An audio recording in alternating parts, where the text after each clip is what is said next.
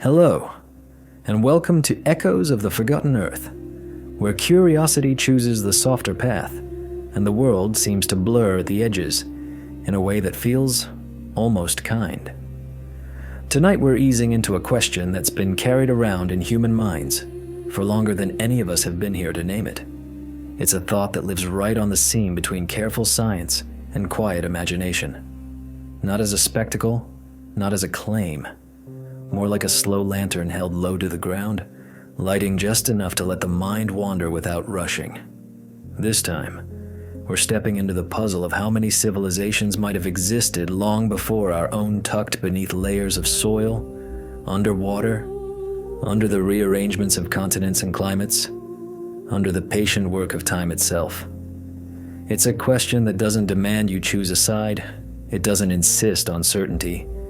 It simply opens a door and invites you to walk through it at your own pace, to consider what might lie beneath the ground we cross every day without thinking about what it's holding. Before we drift out into that landscape of ideas, I'd love to know where you're listening from tonight and what time it is for you, right now, in your corner of the world, inside your particular moment. Maybe you're settling down after a long day.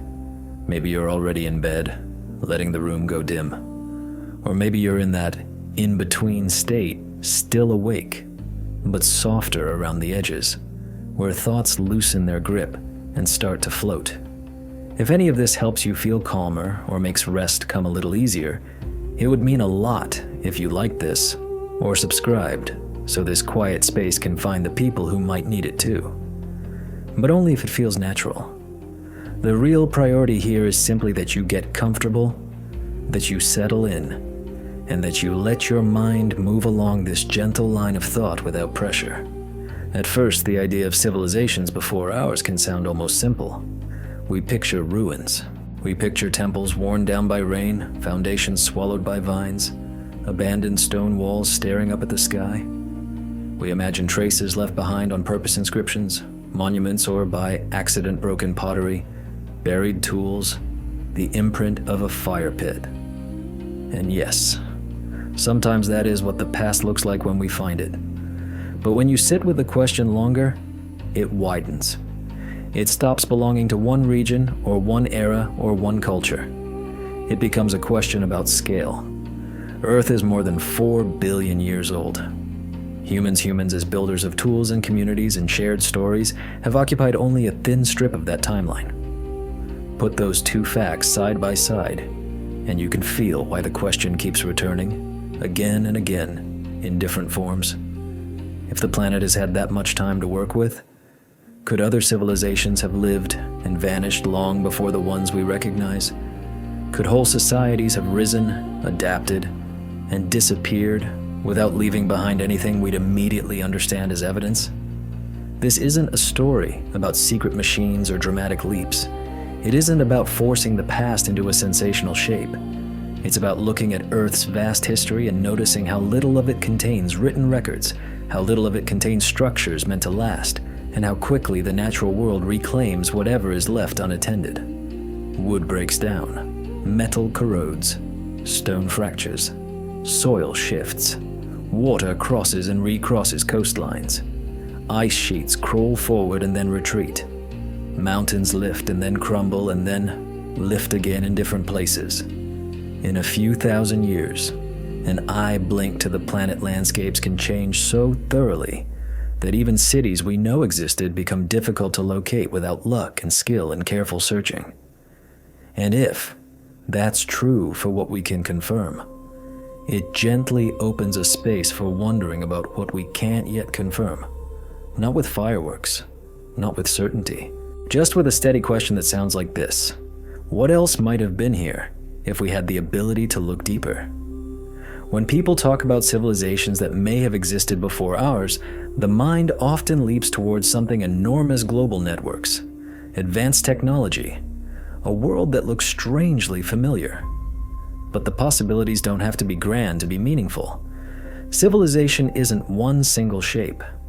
It can be small communities scattered across a coast, linked by trade and shared customs.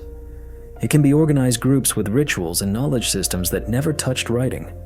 It can be societies that built with materials that don't endure long enough to fossilize wood, fiber, clay, hide that thrived for thousands of years before nature quietly erased the outlines of their lives. If you've ever walked through a forest and stumbled on the remains of an old cabin or a stone foundation half hidden under moss, you already understand how fast the earth takes things back. That can happen in decades. Now scale that up. Centuries, thousands of years, tens of thousands. And then try gently to imagine what could possibly remain from tens of millions of years ago. Even the hardest materials are temporary when time is deep enough. Coastlines shift. Rivers cut new paths.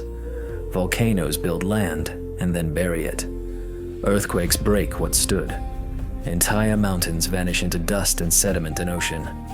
If you try to picture where our own cities will be in 10,000 years, the image starts to blur. Stretch it to 100,000 and even the blur becomes uncertain. Stretch it into the millions, and you're no longer just thinking about change, you're thinking about a completely different context. That is the atmosphere where this question lives. One of the quietly fascinating parts of this topic is that scientists ask it to, carefully, cautiously, with language that respects what evidence can and cannot do. Not because there's confirmed proof of lost civilizations deep in Earth's past, but because the age of the planet forces an uncomfortable kind of honesty. Our record must be incomplete. We have fossils from hundreds of millions of years ago because bones, under rare conditions, can turn into stone. But human-made things are not bones. They're fragile. They're temporary. They crack, dissolve, rust, collapse, and sink. Even modern structures, bridges, towers, highways, would not last long enough to become fossils. Most would be gone within a few thousand years, leaving only faint chemical traces rather than recognizable shapes. When you imagine a timeline stretching backward through the ages, you quickly see how narrow our known window really is.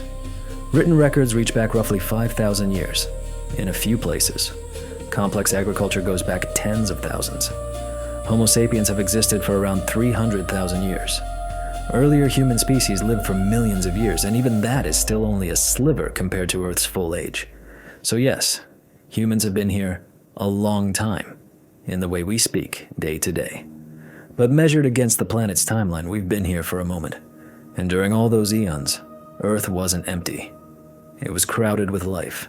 It was shaped by climate shifts, extinctions, migrations, and slow geological transformations that changed the stage again and again. Whether any of that life ever organized itself into civilizations, whatever civilization might mean in a different body, a different world, a different time, is not something science can answer right now. But the question remains open because the scale of time allows possibilities that aren't easy to dismiss outright. There's something comforting about exploring this without demanding a conclusion. It's not a race. It's more like a slow walk, one that lets you breathe. When we wonder how many civilizations may have existed before ours, we don't have to assume they were like us. We don't have to assume cities or writing or metalwork. We can simply admit that Earth is old and Earth is restless, and much of its story has been lost to climate and geology and time. In those missing chapters, it's reasonable to wonder what kinds of societies could have lived their entire existence before the world became the version we recognize now. Coastlines make a gentle example of how easily evidence can slide out of reach. 10,000 years ago, sea levels were much lower because so much water was locked in ice sheets. Regions that are now underwater were once open land. Many human settlements from that period and earlier now lie beneath the ocean, not because of a single dramatic moment, but because coastlines shift naturally. If small coastal societies existed long before recorded history, their remains may be deep underwater today, buried beneath layers of sediment. And if something existed farther back still, the evidence would be harder to find in ways that feel almost unfair. Ocean floors recycle themselves. Entire stretches of seabed vanish back into the earth through tectonic processes. Anything built there could be pulled downward into the mantle over millions of years, erased as completely as if it never existed. The more closely you watch Earth's cycles, the more you realize how delicate the human footprint really is. And that fragility is what makes the question so compelling. It doesn't declare that civilizations existed long before ours. It simply recognizes that if they did, evidence would be extraordinarily difficult to recover. Difficult in a way that demands new tools, deeper exploration, and humility about how thoroughly time reshapes everything. It's like trying to read a book where most pages have been weathered away and only a few fragments remain. You can still see a story, but you also feel unmistakably that you're missing more than you can hold in your hands. This is also a question about definition. When we say civilization, we tend to picture tall cities, monuments, architecture meant to outlast lifetimes. But those are only one style of civilization. Many societies throughout human history left minimal physical traces. Some avoided stone. Some preserved knowledge through oral tradition instead of writing. Some built structures meant to be rebuilt, not preserved. Some flourished in stability without needing grand construction. If we only search for stone monuments and durable artifacts, we risk overlooking countless ways people organized themselves, shared knowledge, and shaped the world around them. When researchers study ancient societies, they often rely on the smallest survivals: a pottery shard, a bone tool, seeds preserved in a dry cave, ash from a hearth, scattered footprints in hardened mud. These are the rare survivors, the lucky pieces, the things that endured because conditions by chance were just right. Most of human life leaves nothing behind. Nature is an efficient cleaner. And if that's true even for the last few tens of thousands of years, imagine what that means on timescales of millions. Earth is not static. It moves and shifts. If you look at maps of the planet across geological history, continents drift like slow puzzle pieces. Forests become deserts. Deserts become grasslands. Grasslands become wetlands. The setting changes so completely that it becomes difficult to imagine where anything used to be. That's the backdrop here, not a dramatic conspiracy, but a quiet recognition of scale. So when we ask how many civilizations came before us, we aren't attacking established history. We're asking something softer. Does history, as we know it, represent the whole story, or only the pieces we can still observe? And because the planet hides so much beneath its surface, and because time stretches so far beyond the lifespan of any one species, it becomes natural to wonder about possibilities that lie beyond the reach of our current tools. As we continue this calm conversation, we'll move from the question itself into the ways Earth both preserves and erases its past. Not to force a final answer, there may not be one, but to follow curiosity in a steady, restful way, letting the mind relax as it contemplates the vast timeline beneath our feet. When we begin thinking about what the Earth keeps and what it quietly removes over time, the scale of the problem starts to come into focus. Most of what humans create is temporary, even when it feels solid and permanent while we're living inside it. The things that seem dependable to us, walls, streets, tools, whole skylines are, in the planet's view, no more lasting than a footprint left near the tide line. It only takes a few cycles of weather, a few seasons of erosion, a few slow shifts of soil before something meaningful becomes difficult to recognize. And if enough time passes, even the faintest outline can vanish completely. That's why the idea of earlier civilizations becomes tangled not with certainty, but with fragility, with the delicate nature of memory in both senses, biological memory inside minds, and geological memory stored in layers of earth. The world doesn't protect everything that passes through it. It can't. There's simply too much time, too much motion, too much change. Picture a simple wooden structure left in a forest, no repairs, no caretakers. You can almost watch what happens. Rain works its way into seams. Insects chew and tunnel. Plants grow up and through the gaps, not out of malice, but because that's what plants do when they find light and moisture. Wind loosens joints. A few years weakens it. A few decades breaks it apart. After a century, only the most sheltered pieces might remain buried under leaves, hidden in soil. Give it a few centuries more and even those traces fade into the background. Soil layers form, roots travel through the space, microbes break down fibers. What remains becomes indistinguishable from the earth that surrounds it. And that's open air. That's ordinary exposure. Even stone, which we instinctively treat as a symbol of permanence, doesn't survive indefinitely. Stone fractures with temperature changes, softens underwater, wears down under wind, and crumbles when plants push through small cracks that become larger cracks. The harder the material, the longer the process. But when time is long enough, the outcome is the same. Archaeologists know this intimately because even the most recent layers of human history require enormous care to interpret. Entire cultures have left behind only fragments that must be reconstructed with patience. Sometimes people lived in a region for thousands of years, and the surviving evidence is a handful of tools and a few hearths. Even when people worked with metal or carved stone, survival depends on the environment. Dry climates preserve, wet climates erase, acidic soil dissolves bone and organic material. Ocean water corrodes metal until it becomes unrecognizable. The Earth, viewed this way, is not a reliable librarian. It doesn't catalog the past and shelve it neatly. It mixes, buries, dissolves, crushes, and rearranges. This doesn't only happen in forests and fields. Even cities, large ones, can disappear with surprising speed once they're abandoned. Think of places left empty for only a few decades. Roofs fail, water enters, mold spreads, plants take hold, roads crack and lift, bridges weaken. Vines cover walls and windows until the geometry of a building becomes part of the vegetation. Wildlife returns. Without constant maintenance, most human-made environments lose their shape. And that's before earthquakes, landslides, floods, or volcanic activity add their sharper effects.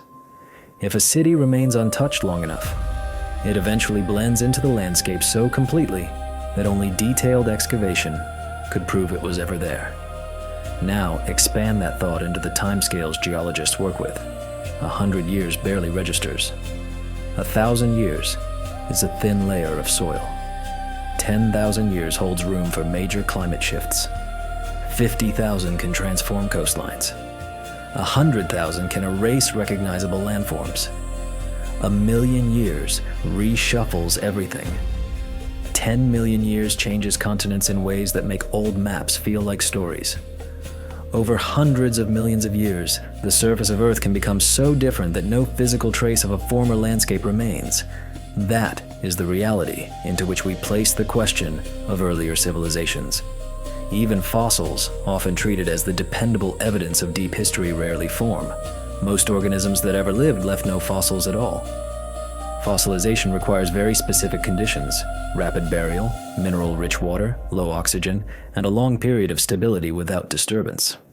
Without those conditions, organisms decay completely, and human traces, temporary shelters, portable tools, perishable materials don't naturally create fossil-friendly environments. For a civilization to leave evidence that survives for millions of years, it would need unusual concentrations of materials preserved in the right settings. And even then, what survived might look less like recognizable artifacts and more like chemical fingerprints, subtle shifts in composition, mineral anomalies, residues that require interpretation rather than immediate recognition.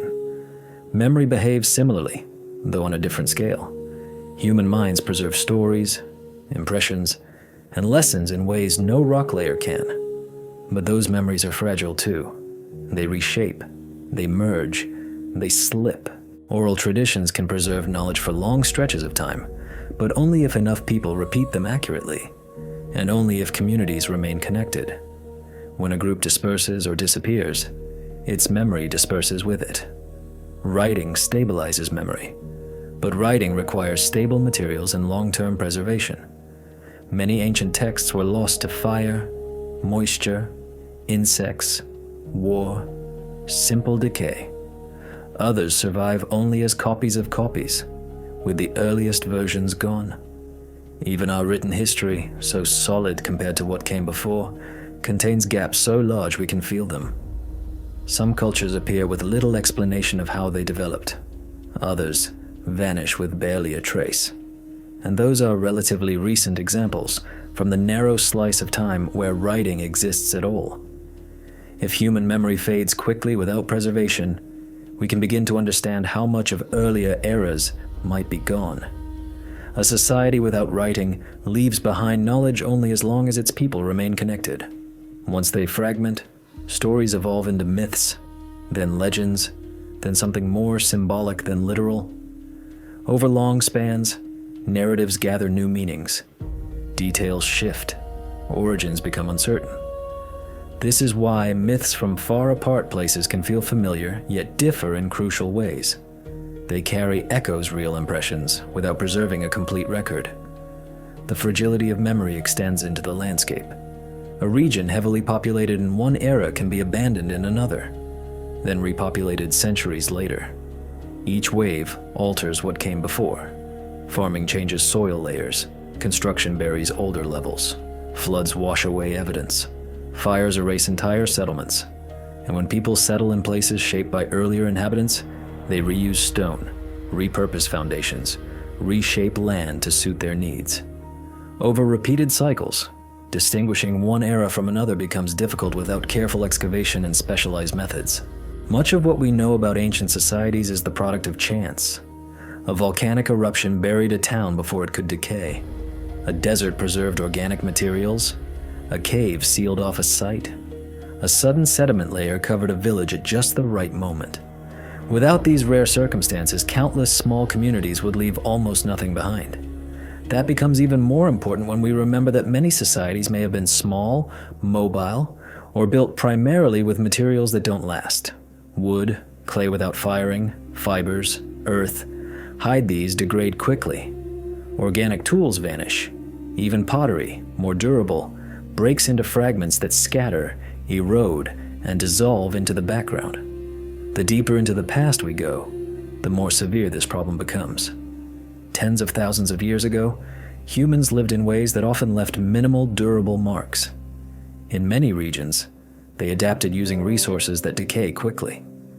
Seasonal movement was common, shelters were temporary. Tools were effective but rarely designed for permanence on geological timescales. Footprints disappeared with the next storm. So if we imagine civilizations that existed before any known ones, we have to allow for the possibility that they lived in ways that were not built to endure in the record. Their organization could have been different. Their materials could have vanished easily. Their communities might have followed patterns that left little disturbance. They could have lived along shorelines now underwater, or in regions where thick vegetation and active geology hide traces, or in environments where erosion is constant. And if they lived far enough back tens of thousands of years, hundreds of thousands more, the likelihood of intact remains becomes very small. Scientists sometimes note that if a civilization as technologically intense as ours had existed millions of years ago, we might expect chemical signatures, unusual deposits, layers that suggest industrial activity. But even that is not simple. Earth produces strange signatures on its own. Metals concentrate naturally. Minerals form unusual shapes. Climate shifts create unexpected chemical layers. The planet is capable of patterns that mimic what we might otherwise interpret as artificial. And even if something truly were artificial, distinguishing it from natural formations would be difficult unless it survived in an unmistakably manufactured form. But anything unmistakably manufactured would have to survive pressure, heat, erosion, chemistry, millions of years of transformation. The more you sit with this, the more you see how incomplete our story must be. We reconstruct the past from fragments that survived by chance. The timeline we're familiar with, what we call history, reaches back only a tiny fraction of Earth's age.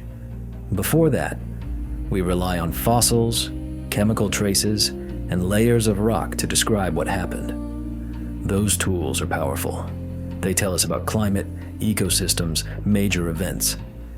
But they don't capture fine details of societies that didn't leave durable marks. Our modern world can create an illusion of permanence. Reinforced structures, massive cities, materials engineered to endure. Yet even these are temporary in Earth's view. If our civilization disappeared tomorrow, nature would reclaim most of our built world within centuries. In a few thousand years, surfaces crumble. In tens of thousands, only deep foundations might remain. In a million, even those could be distorted beyond recognition. Earth rarely offers long-term stability. It is always weathering, eroding, melting, freezing, shifting. No matter how impressive a structure appears, time reduces it to raw materials. Seeing our own presence this way makes the idea of earlier civilizations less about wild speculation and more about a straightforward observation. Traces are fragile. It doesn't require imagining ancient global empires.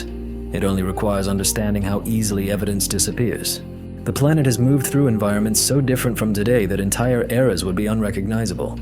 Shorelines shifted, climate bands migrated, ice sheets expanded and retreated, mountain ranges rose and fell. Each change rearranged the record. When we look back toward the earliest periods of human life, we're often struck by how much is missing. Everything before writing feels quieter, not because people were less alive, less creative, less complex, but because their voices did not leave marks that endure the way ink on a stable surface can. The world before written records is almost the whole existence of our species. People lived full lives there. They formed families, shaped communities, built tools, created traditions, navigated landscapes that never held still. Yet nearly all of it happened without leaving a record we can read. Writing emerged late in the story. Homo sapiens have existed for roughly 300,000 years. The oldest known writing is around 5,000 years old. That means most of human existence unfolded without written accounts. Even early markings used to track quantities or label goods didn't capture personal experience or community history. Everything else traveled through speech and memory. Before writing, information survived through teaching builder to apprentice, healer to student, parent to child. Knowledge was strong, but it depended on uninterrupted chains. If communities declined, scattered, or faced severe disruption, those chains could break. A single generation of interruption could be enough for techniques, meanings, and histories to slip away. And so, when we examine the archaeological record for this long pre-literate span, we see fragments, stone tools scattered in sediment layers, fire pits, animal bones, rare cave paintings. These pieces show creativity and adaptation, but they don't assemble themselves into full narratives. Whole cultures could rise, interact, stabilize, and fade without leaving more than a handful of durable traces. Humans weren't isolated during that time. Populations moved across continents. They learned to survive in deserts, forests, coasts, grasslands, cold zones. They mastered fire. They shaped stone. They made adhesives. They built shelters suited to specific climates. They formed groups capable of raising children and enduring environmental change. These are achievements worthy of long histories. And yet, much of their story remains silent, not because it lacked content, but because the physical world removed most of what they left behind. There's an important detail to consider when thinking about this silence. Humans lived through dramatic climate shifts long before writing existed. Entire glacial periods came and went. Sea levels rose and fell by hundreds of meters.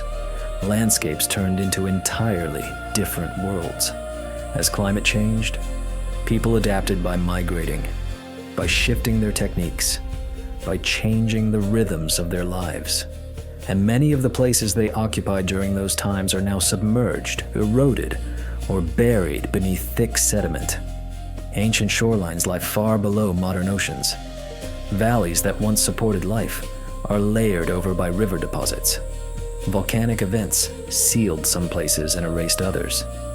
In many cases, what once existed is now physically unreachable, or reachable only with tools we're still learning to use well. If a community lived on a coastline during a period when sea levels were significantly lower than today, their structures and materials would now be underwater. That doesn't require imagining anything advanced. Even small settlements leave traces when conditions are right. But underwater archaeology is difficult in ways that are hard to overstate. Currents move sediment. Organisms consume organic matter. Chemistry corrodes metal continuously. Sand covers and uncovers surfaces again and again. If an underwater site survives intact, It's an exception rare, delicate, and often incomplete. Most evidence is scattered or dissolved long before researchers ever arrive. Even on land, the survival of pre-literate traces is uncommon. Over thousands of years, soil forms through slow breakdown of minerals and organic matter. Buried objects can shift downward. In regions with heavy rainfall, flooding, landslides, and erosion, layers mix. Objects from different eras blend. Items that once sat on the surface can end up meters below. Other items disappear entirely. Archaeologists depend on stable environments, caves, arid deserts, sealed ash layers to find well-preserved material. Outside those pockets of stability, the record thins until it becomes hard to read. Another reason the pre-writing world feels so quiet is the nature of early materials. Much of what people used was made from things that decay: wood, plant fiber, hides, unfired clay, woven containers, ropes, mats. Bone and antler last longer, but certain soils dissolve them. Only stone regularly survives across tens of thousands of years. And because stone survives, we tend to describe early life through stone alone. But stone represents only a fraction of what people made. It doesn't show clothing. It doesn't show baskets and nets. It doesn't show shelters or boats. It doesn't show most art. It doesn't show the delicate engineering of cordage or the precise knowledge of plant processing. The variety of life was much wider than the surviving record suggests. Communities near rivers and lakes likely developed fishing tools, traps, storage methods, and boats, many made largely from organic material. Groups in colder regions made clothing and shelters that were essential, sophisticated, and almost entirely perishable. Social structures, cooperation strategies, healing knowledge, belief systems. All of these existed, shaping daily reality, yet leaving almost no durable mark. Mobility adds another layer. Humans have always been mobile, especially when environments shift. Mobility is practical, protective, often necessary, but it makes long-term traces less likely. A group that relocates seasonally does not build monumental stone structures. They learn to use landscapes efficiently without leaving deep scars. Over millennia, a region could support many generations of people whose presence is nearly invisible. Archaeologically, no grand ruins, only the faintest patterns, if anything survives at all. And as we move farther back in time, uncertainty deepens. Before Homo sapiens, earlier human species lived on Earth for long spans. Some made tools, some controlled fire, some formed social groups that endured for thousands, maybe much longer. But their traces are sparse. Many of the regions they lived in have been reshaped completely. Ancient riverbeds shifted, lakes dried up and refilled in different places. Grasslands became forests, then returned to grassland. Ice advanced and retreated. The landscapes that framed their lives have vanished, and without writing, their experiences left no direct record. When we ask about civilizations before known history, we also have to admit that societies don't always follow the same path. A community could develop stable organization without monumental architecture, without large-scale agriculture, without permanent settlements. They could form complex knowledge systems suited to their environment without building durable objects. They might have created social patterns that leave almost no archaeological signature. If such societies thrived in regions that have since been deeply altered, submerged, eroded, buried, crushed under glaciers, the chance of discovering them becomes very small. This long silence before writing is not emptiness. It's not inactivity. It's a reflection of how hard it is to preserve information across long periods. Even after writing emerged, records disappeared. Libraries burned. Moisture and insects consumed manuscripts. Stone inscriptions eroded. If writing itself is fragile over millennia, the absence of writing makes earlier eras even harder to reconstruct. Some researchers talk about an archaeological visibility threshold, the idea that below a certain level of durable material, even continuous human presence may not register clearly in the record. A group could maintain a rich cultural life for thousands of years without leaving behind enough evidence to be detected.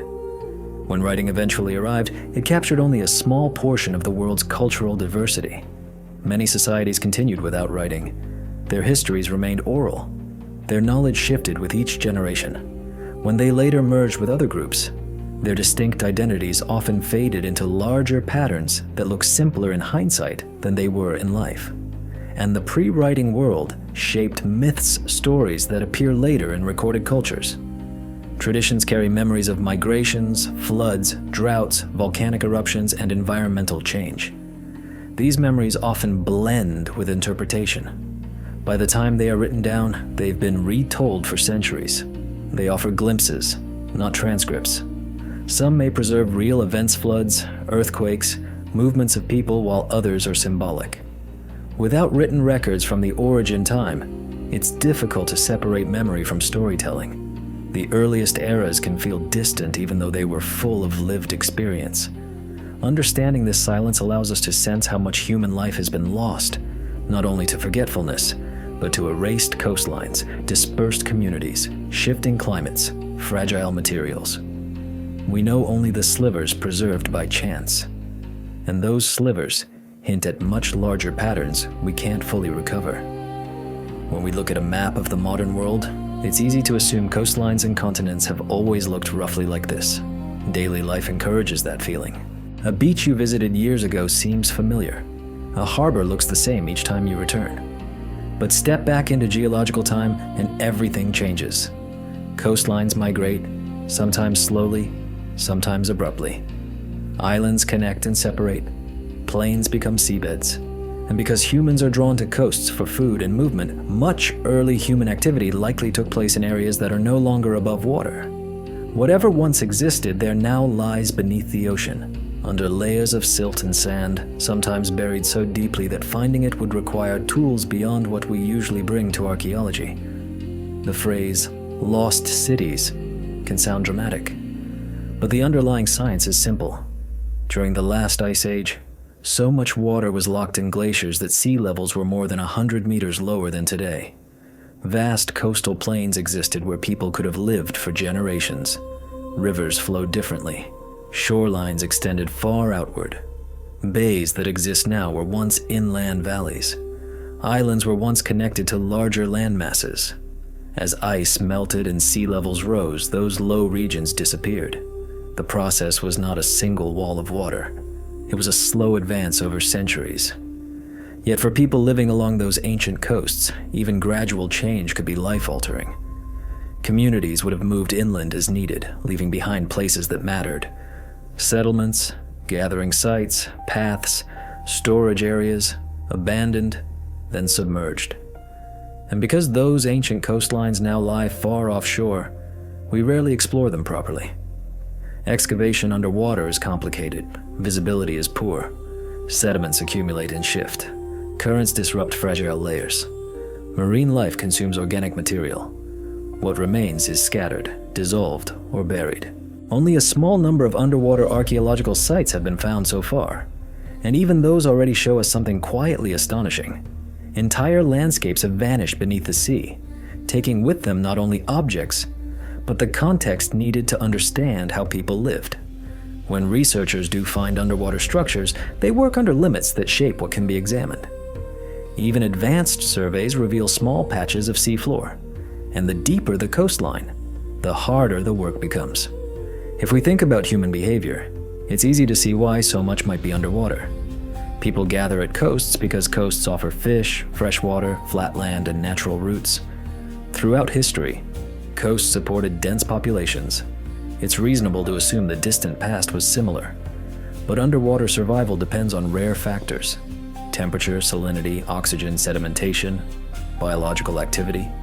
Wood dissolves, textiles vanish, bone softens and fragments, stone erodes, metal corrodes.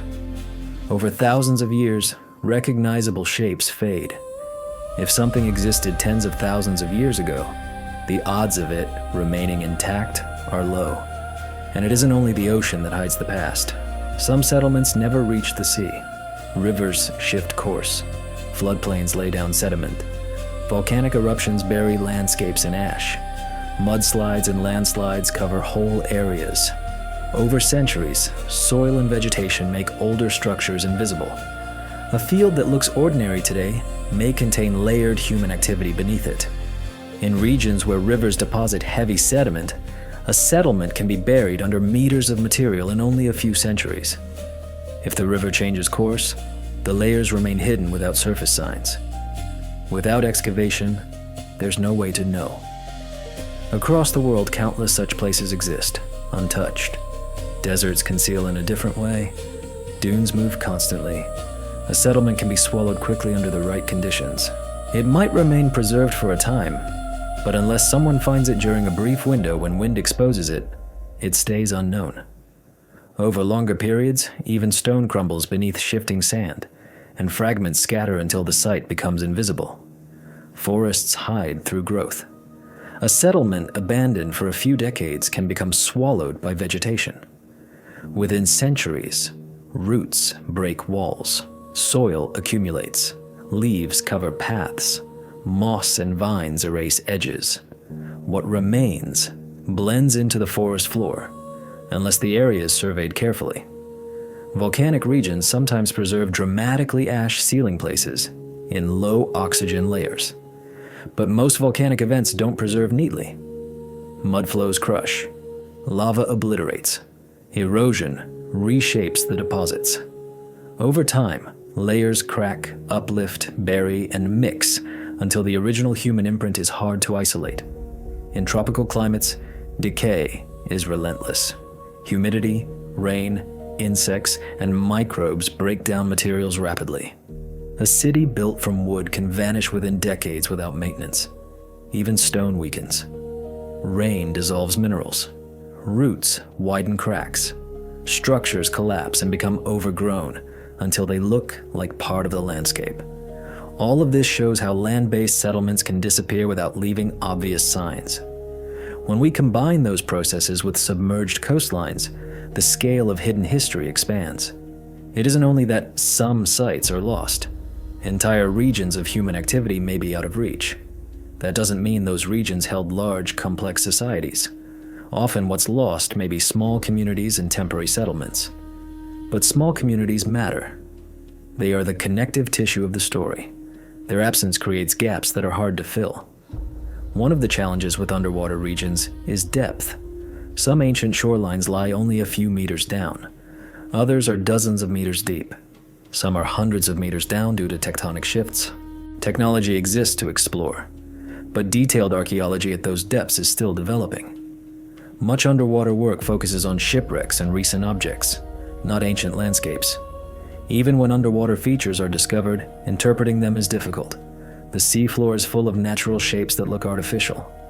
And artificial structures can look natural after long exposure. Without clear stratified layers, the kind archaeologists read on land-underwater context can be blurred by currents, biological disturbance, and shifting sands. Coastal erosion complicates reconstruction further. Waves eat cliffs. Storms rearrange sediments. Tsunamis strip away layers. Over thousands of years, shorelines can become unrecognizable. A bay becomes a sandbar. A delta becomes an underwater canyon. The ocean itself is also a recycler pressure, collapse, corrosion, mineral incrustation, dissolution. So when we say hidden, we don't mean simply waiting to be found. Sometimes hidden means altered beyond recognition. Still, this doesn't mean discovery is impossible. It means it requires rare conditions and focused effort. Only a small portion of the ocean floor has been mapped in detail, and most mapping is geological rather than archaeological. The ocean covers most of Earth, and only a tiny fraction has been examined closely enough to notice subtle signs of ancient human activity. When we place all these pieces together, rising seas, shifting rivers, deserts moving, forests swallowing, volcanoes burying, erosion stripping, sedimentation covering, archaeological visibility staying low, we start to see how many layers of human presence could be hidden from us. Not only from 10,000 years ago, but potentially from far earlier periods too. Earth reshapes itself again and again. Each reshaping destroys much and preserves little, and preservation is selective, uneven, and often accidental. And as we continue, another piece comes into view. The ground beneath us doesn't feel active unless we remember the scale at which it moves. Nothing about the ground beneath our feet suggests how active it truly is, unless we pause long enough to sense the scale at which the planet operates. Most days, Earth feels still, dependable, almost patient. Soil holds firm under a step, mountains appear fixed, rivers keep their familiar paths. But that surface stability is a kind of illusion created by the short length of a human life. Underneath, the planet is always adjusting, stretching, lifting, sinking, folding, grinding, carrying, and relayering itself with a persistence that never needs our attention to continue. If you could stand outside time and watch landscapes shift at an accelerated pace, the world would look far less quiet. Coastlines would creep and snap back. River deltas would bloom and vanish. Hills would soften, collapse, and be rebuilt elsewhere as sediment. Plains would rise into ridges. Ridges would wear down into dust. The Earth would look like a system in motion, constantly rewriting itself without waiting for anyone's permission or awareness. And that ongoing rewriting is central to why so many traces of earlier human life may have disappeared. Even when people manage to leave behind durable materials, those materials remain visible only if the environment stays stable enough to preserve them. But stable environments are the exception. The planet doesn't protect its own history. It doesn't destroy it out of hostility either. It simply follows physical processes, overwhelmingly indifferent processes, that decide by chance and circumstance what gets kept and what gets erased. One of the clearest examples is plate tectonics. The continents are not anchored in place. They drift slowly across Earth's surface, riding on the movement of the mantle below. It's only a few centimeters a year, too small to notice without instruments. But over millions of years, those centimeters become thousands of miles. Continents collide, they split, they rotate. Ocean basins open and close. Mountain ranges rise when plates compress, and those mountain ranges erode when wind and water go to work. And there's a darker implication hidden in that slow motion. Some parts of Earth's crust don't merely drift, they disappear. At subduction zones, slabs of crust are dragged downward into the mantle and recycled. If anything at all, existed on those surfaces before they began sinking, it is gone in a way that no future excavation could ever reverse. It isn't buried, waiting. It's destroyed, remelted, remade. Even where crust does not subduct, it can fold, uplift, fracture, and bury older surfaces beneath newer rock. What was once a flat plain becomes a ridge. What was once a river valley becomes a tilted, compressed layer inside a mountain. When this happens over long spans, the evidence of any settlement or tool-making site doesn't just get covered, it gets distorted, pressed, fractured, heated, chemically altered. The remains may exist, but not in a form we could recognize. Earthquakes add suddenness to the slow story. They shift landscapes in moments. Ground rises or drops, rivers divert, cliffs collapse, fault lines split open. A settlement located in a seismically active region might be damaged repeatedly over centuries, each event scattering artifacts, mixing layers, and complicating the record. People may rebuild on the same site, stacking occupation layers like pages until the area is abandoned or further reshaped. What's left can be a tangled mixture that demands careful interpretation. And if erosion later strips it away, even that complexity disappears. Volcanic activity reshapes terrain even more dramatically. Eruptions can cover entire regions in ash, or lay down new rock in lava flows. Pyroclastic surges can flatten forests and settlements in minutes. Ash can preserve, in rare cases, sealing sites in low oxygen layers that keep delicate details. But more often, ash mixes with rain into heavy mudflows that crush structures and scatter objects. Lava can obliterate everything in its path. Over thousands of years, erosion cuts volcanic deposits into new shapes, while vegetation and soil build new surfaces over them. Over millions of years, volcanic rock may uplift, crack, and bury again, layer upon layer until any human signature, if it existed, is hidden inside a geologic palimpsest.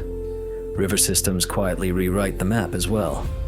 Rivers rarely stay in one channel forever. They erode banks, deposit sediment, and shift course. Floods lay down new layers that bury older surfaces. Meanders cut through land and isolate patches of older ground.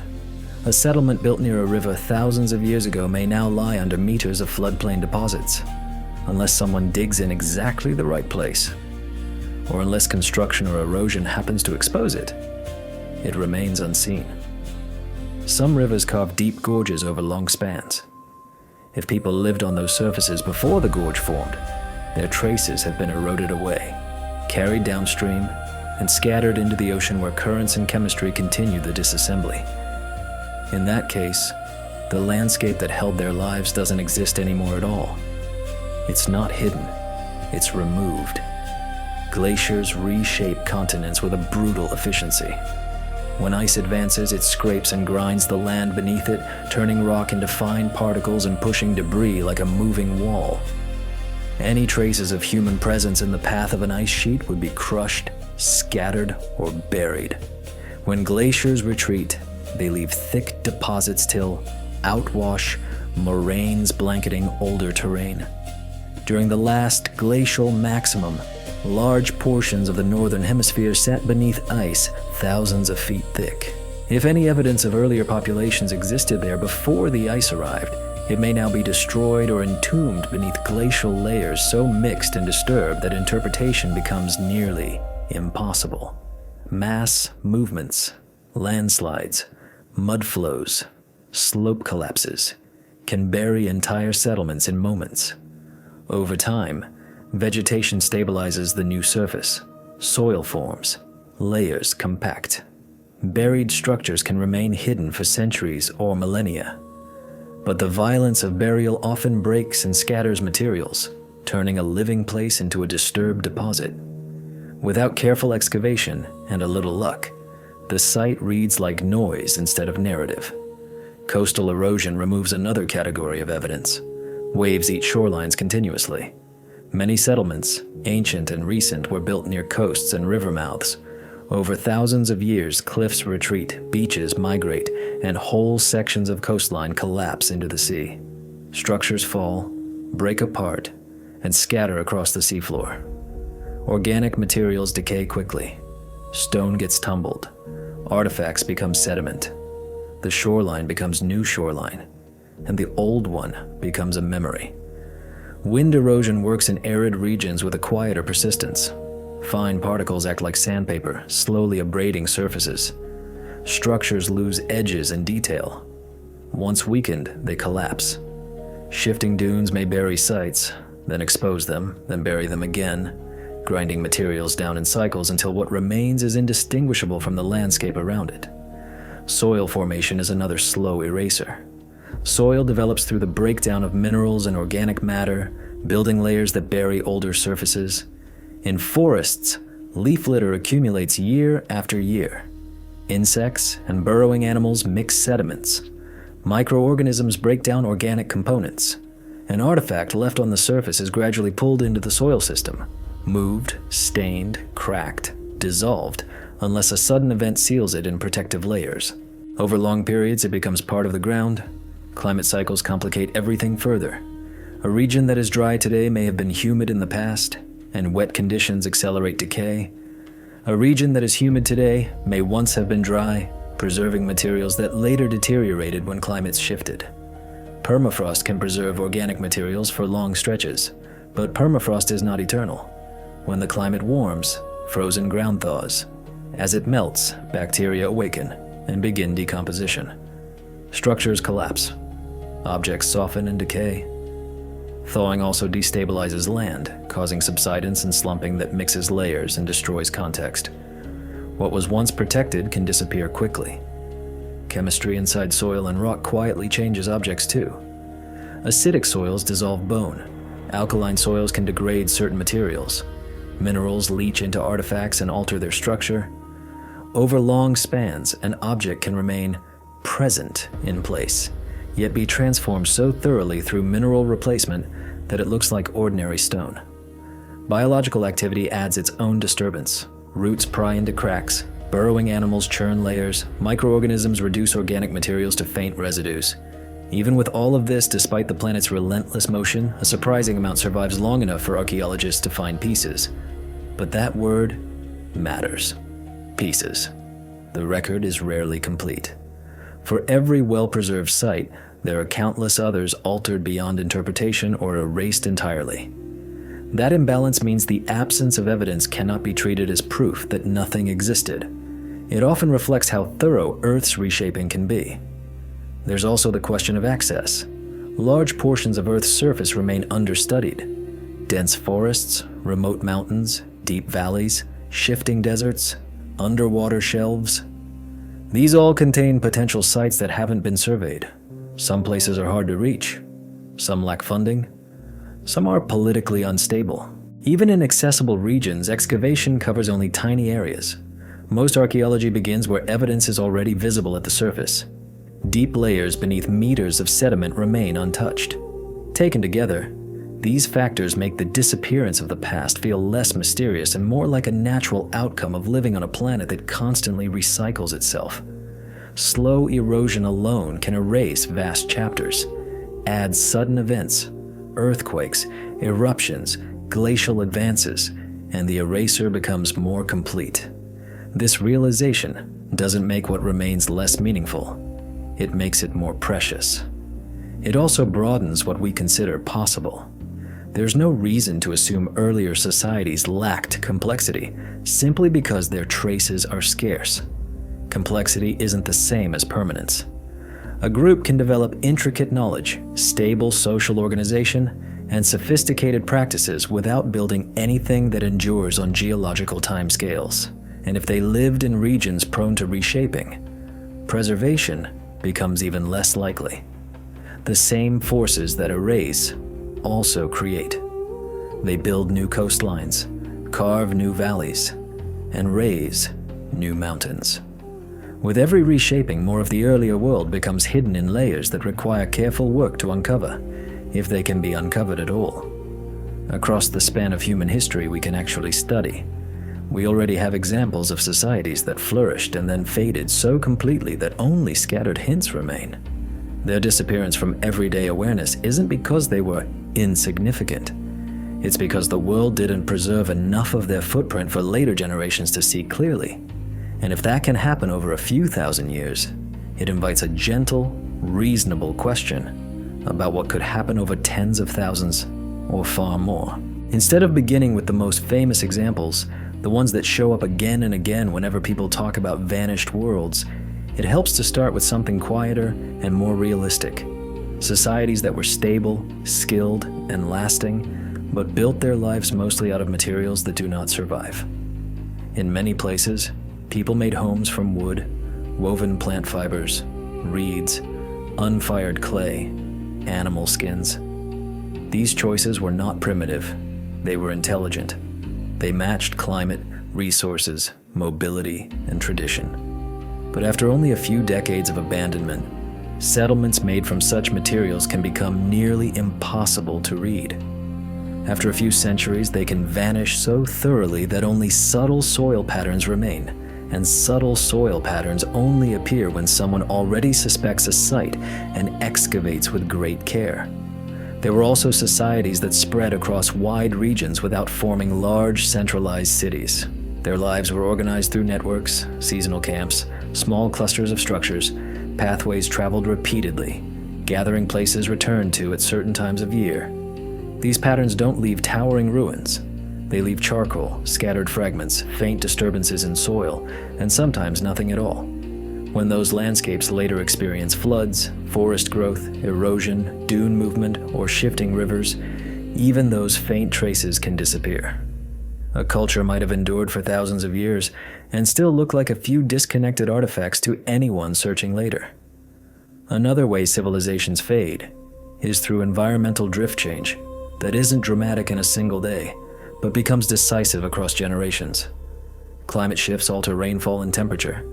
Rivers shrink or change course, lakes recede, farmland becomes less reliable, forest resources thin, people move, because moving is what humans do when the land changes its terms. Once people leave, buildings weaken, paths disappear, fields return to wild growth. If the region later becomes drier, wind erosion strips away layers. If it becomes wetter, vegetation and soil formation blur edges and bury surfaces.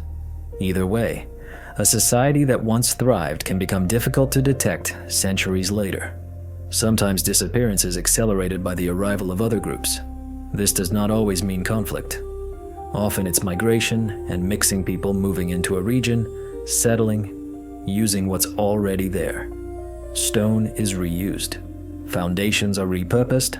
Older structures are dismantled. Layers merge. Over time, the earlier group's distinct identity can be absorbed into a broader population. Without writing, teasing those identities apart becomes difficult. Archaeologists must rely on pottery styles, tool patterns, settlement layouts, and small differences that the environment can easily erase. This is why so many discoveries have come as corrections to earlier assumptions. In multiple regions, researchers once believed an area was sparsely inhabited, only to later learn through careful fieldwork, remote sensing, or sheer chance that complex societies lived there.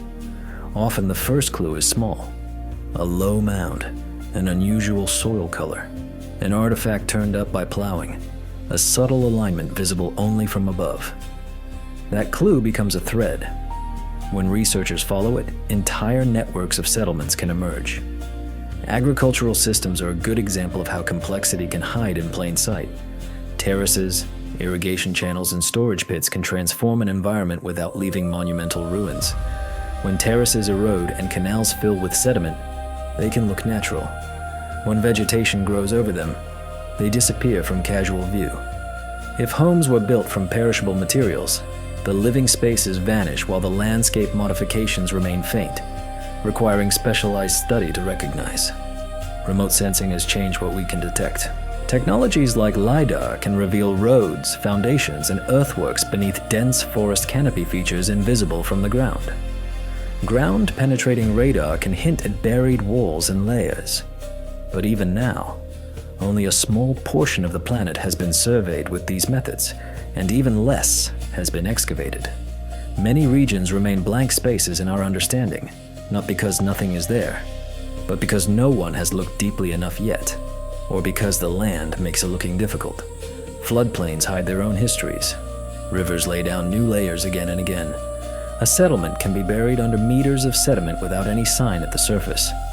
Digging deep enough to find it requires money, time, and a reason to suspect something lies below. In countless places, those reasons never appear. The settlements remain hidden, quiet beneath the ground, while the world above them continues.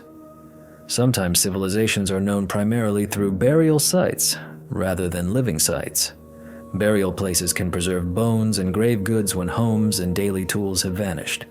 But burial sites do not always tell us how settlements were arranged, how food was produced, how communities moved, or how social systems functioned day to day. They provide a silhouette rather than a full portrait.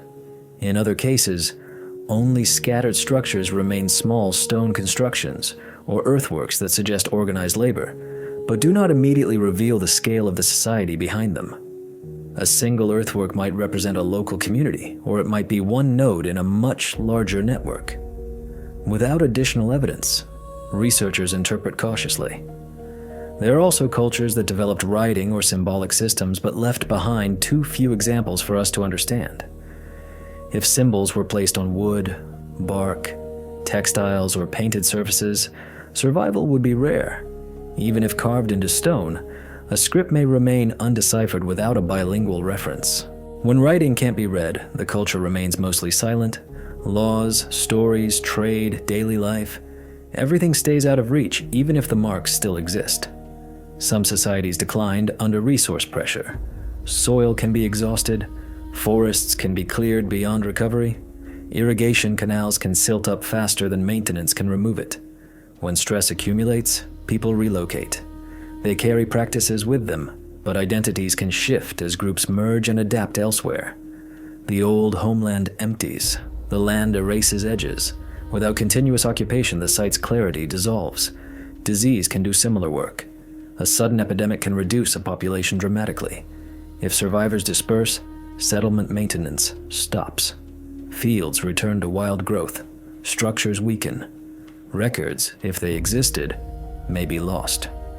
When archaeologists later encounter remnants, the continuity needed to interpret them may be gone. And sometimes there is no collapse at all, only merging. Cultural blending is a common human outcome. Over generations, one identity absorbs another through intermarriage, shared practices, shared language, shared survival. Without clear written lines, the earlier identity becomes difficult to define. Artifacts remain, but meanings fade.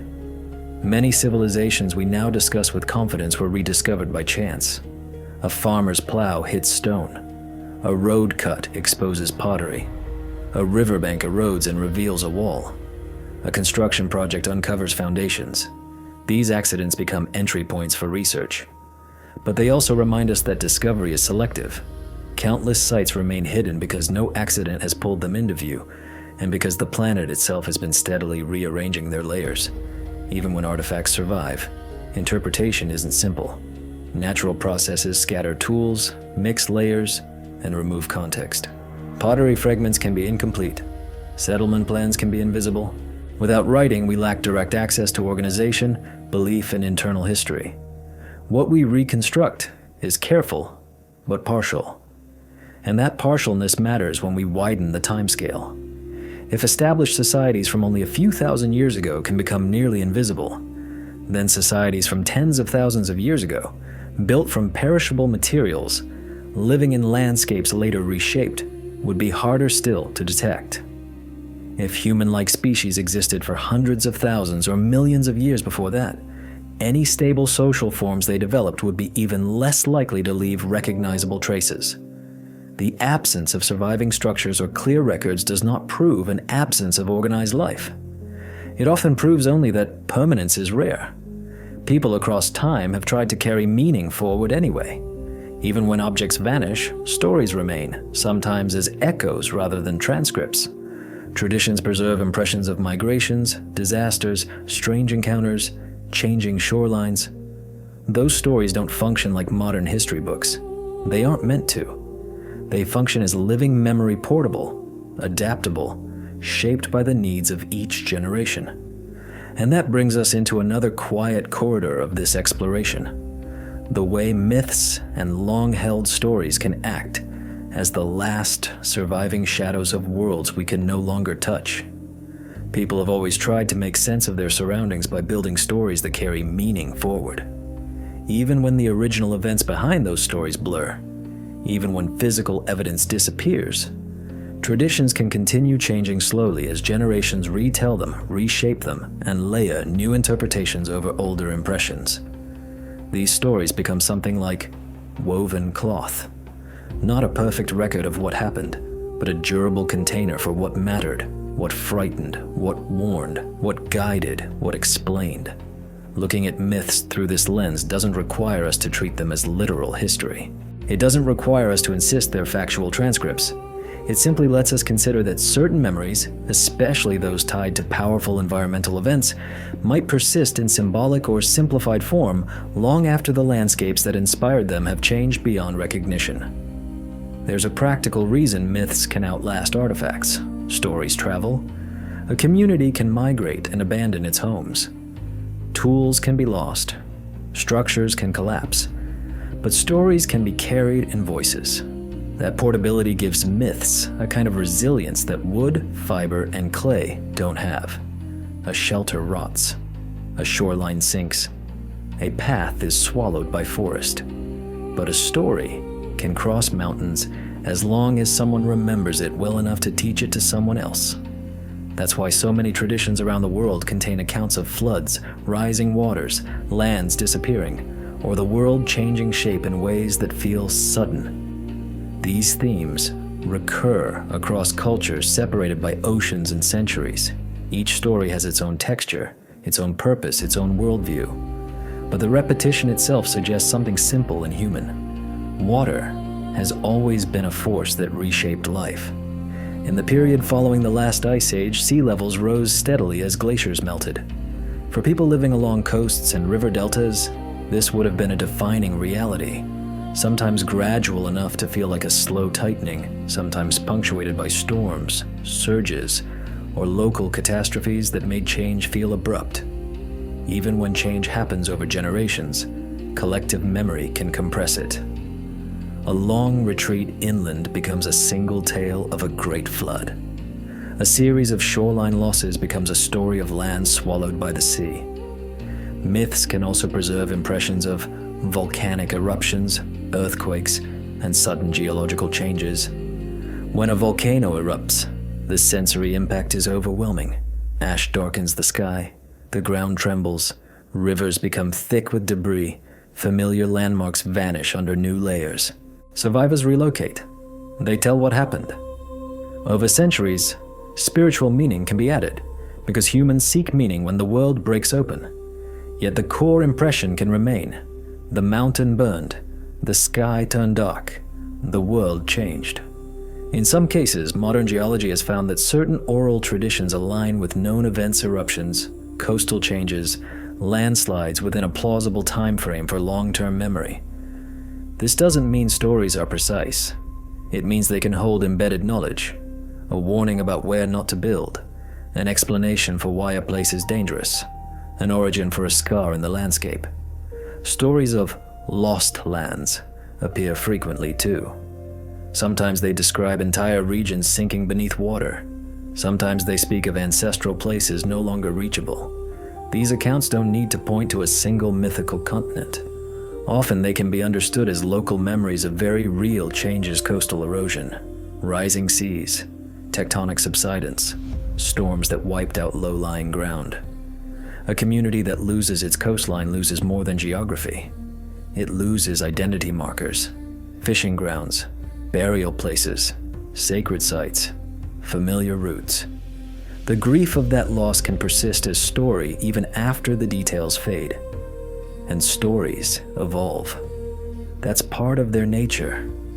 A myth told 1,000 years after an event can retain certain shapes: water rising, earth shaking, fire falling from the sky, while changing details to fit a new world.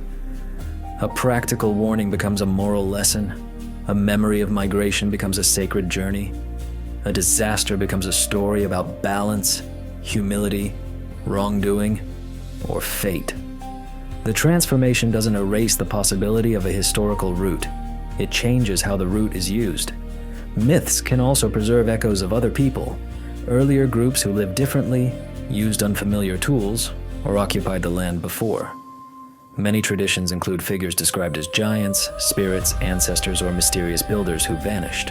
In modern terms, these may reflect encounters with distinct populations, people with different languages, different practices, different technologies. Without a framework for describing cultural difference the way anthropology does today, societies express those differences symbolically. The result can be a story that sounds supernatural to us, but may still be carrying an old memory. Someone was here before, and they were not us. In some regions, later populations encountered ruins they could not explain. Without written continuity, they interpreted what they saw through their worldview. Some said the structures were built by gods. Others said they were made by a vanished people punished for arrogance or carried away by calamity. These stories often include moral themes because moral themes help stories endure. Yet underneath, they can contain a very simple observation. These stones did not belong to our time, and we do not know who placed them. Not all mythic echoes are dramatic. Some preserve techniques, knowledge encoded in narrative because narrative is easier to remember. Stories about star patterns, winds, animal behavior, and seasonal change can function as education. In parts of the world, star knowledge embedded in tradition guided navigation and timing, telling people when to move, when to fish, when to plant. These are sophisticated systems, and they leave little physical trace. Their evidence exists in continuity of practice, not in durable artifacts. Another subtle way myths can preserve older reality is through environmental details. A plant that no longer grows there, an animal now extinct, a river that once ran differently, a lake that vanished. Sometimes researchers compare these details with pollen records, paleoclimate reconstructions, zoological histories, and geological mapping. Occasionally, patterns align. A story speaks of a wide wetland where today there is dry ground, and sediment cores confirm that wetland existed long ago. Again, not proof in a strict sense, but a hint that stories can hold fragments of an earlier landscape. This is why myths matter in discussions about forgotten worlds, not as evidence that demands belief, but as human memory doing what it has always done, carrying impressions forward when objects cannot. Of course, there is a limit here, and it's important. Myths are not laboratory instruments. They do not produce dates on command. They cannot confirm a civilization in the way a stratified site can. The boundary between memory and symbolism is not always visible. Stories are shaped by meaning, not accuracy. But meaning often grows from lived experience. If a society endured repeated flooding, it may describe water spirits and warnings. If it survived fire and ash, it may describe angry mountains or sky-darkening events. The symbols are not random. They are patterned responses to real pressures. So when myths describe the time when the world was different, we can hear that as more than poetry. We can hear it as a reminder that the world truly has been different many times, even in the span of human presence. Rivers have moved, sea levels have shifted, climates have warmed and cooled, forests have advanced and retreated, people have migrated, adapted, and merged. In that churn, a story can be the only surviving trace. And once we accept how dramatically Earth has changed even in relatively recent deep time, another piece becomes easier to hold. Environments themselves have moved through cycles so extreme that entire human lifeways could have unfolded in worlds we can barely imagine now. Looking at Earth's climate history gives this question its widest frame. The planet we know, today's temperatures, today's coastlines, today's rainfall patterns is only one arrangement. Go back tens of thousands of years, and you're in a colder world with lower seas. Go back hundreds of thousands and you pass through repeated glacial interglacial cycles. Go back millions and continents sit in different positions under different currents and winds. Ice sheets expanded and retreated. Rainforests spread where deserts now dominate.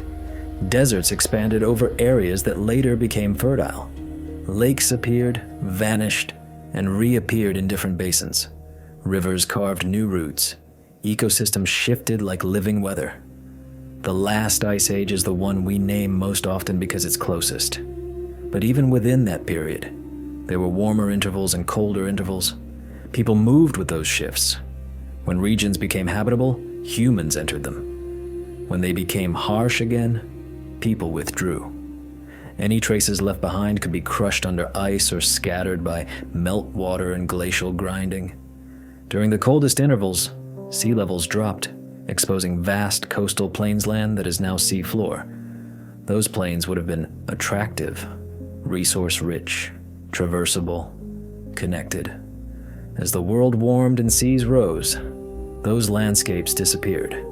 If communities lived there, much of their evidence now lies under sediment and salt water. But warmer periods bring their own erasure. In humid tropical zones, decay accelerates. Termites, fungi, microbes, and constant moisture break down wood and fiber quickly. A society living in such a climate could be skilled, stable, and long-lasting, and still leave almost nothing after a few centuries unless preserved by rare conditions, caves, waterlogged anaerobic deposits, volcanic sealing, or deep burial. The absence of evidence in these zones often reflects the environment's appetite, not a lack of human activity. Population distribution shifts with climate too. In harsh periods, people concentrate near stable resources. In milder periods, they spread wider. A dispersed population leaves fewer accumulations at any one site, which makes detection harder later. Mobility so common through climate fluctuation also keeps footprints light. All of this opens a quiet possibility. Societies could have formed stable, organized patterns during favorable intervals, then dispersed, migrated, or merged when conditions changed. Their cultural complexity might have been real, meaningful, and largely invisible. Now, not because it didn't exist, but because the planet's cycling environments did what they always do. And when we push the lens farther back beyond Homo sapiens, the time available expands dramatically. Human-like species lived for millions of years. They were not inert. They made tools. They learned. They adapted. Their social lives mattered. Whatever forms of organization they developed were shaped by repeated climate cycles that offered opportunity and imposed loss again and again. This doesn't require imagining skyscrapers in the Pleistocene. It simply acknowledges that civilization can mean stable shared life, knowledge, tradition, and organization, and that such things can rise and vanish without leaving durable ruins. Most discussions about missing civilizations usually stay grounded in archaeology, geology, and climate, and that's where the strongest footing is. But there's another angle that adds an unusual layer to the puzzle and idea that usually belongs to the night sky rather than the ground beneath us. The Fermi paradox is often described as a tension between probability and silence. If the universe is vast, old, and full of worlds, then why don't we see clear signs of other intelligent civilizations? Why the quiet? Why the absence of unmistakable signals? If we pull that question closer to home, not to make Earth mysterious, but to clarify our assumptions, we get a related thought.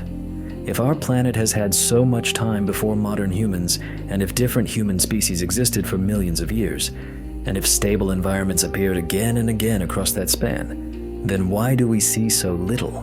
Not, why don't we have proof of lost empires? But why does the deep past look so empty when time itself feels so full? This doesn't imply we should expect earlier civilizations to resemble ours. It doesn't require grand technology. It simply highlights a gap between what feels possible across immense time and what the physical record actually shows us. Once you start from there, it helps to examine a quieter question underneath. Why do we expect to find anything at all? Human intuition tends to assume permanence. If something significant existed, we feel it should leave a clear signature: ruins, artifacts, marks that endure.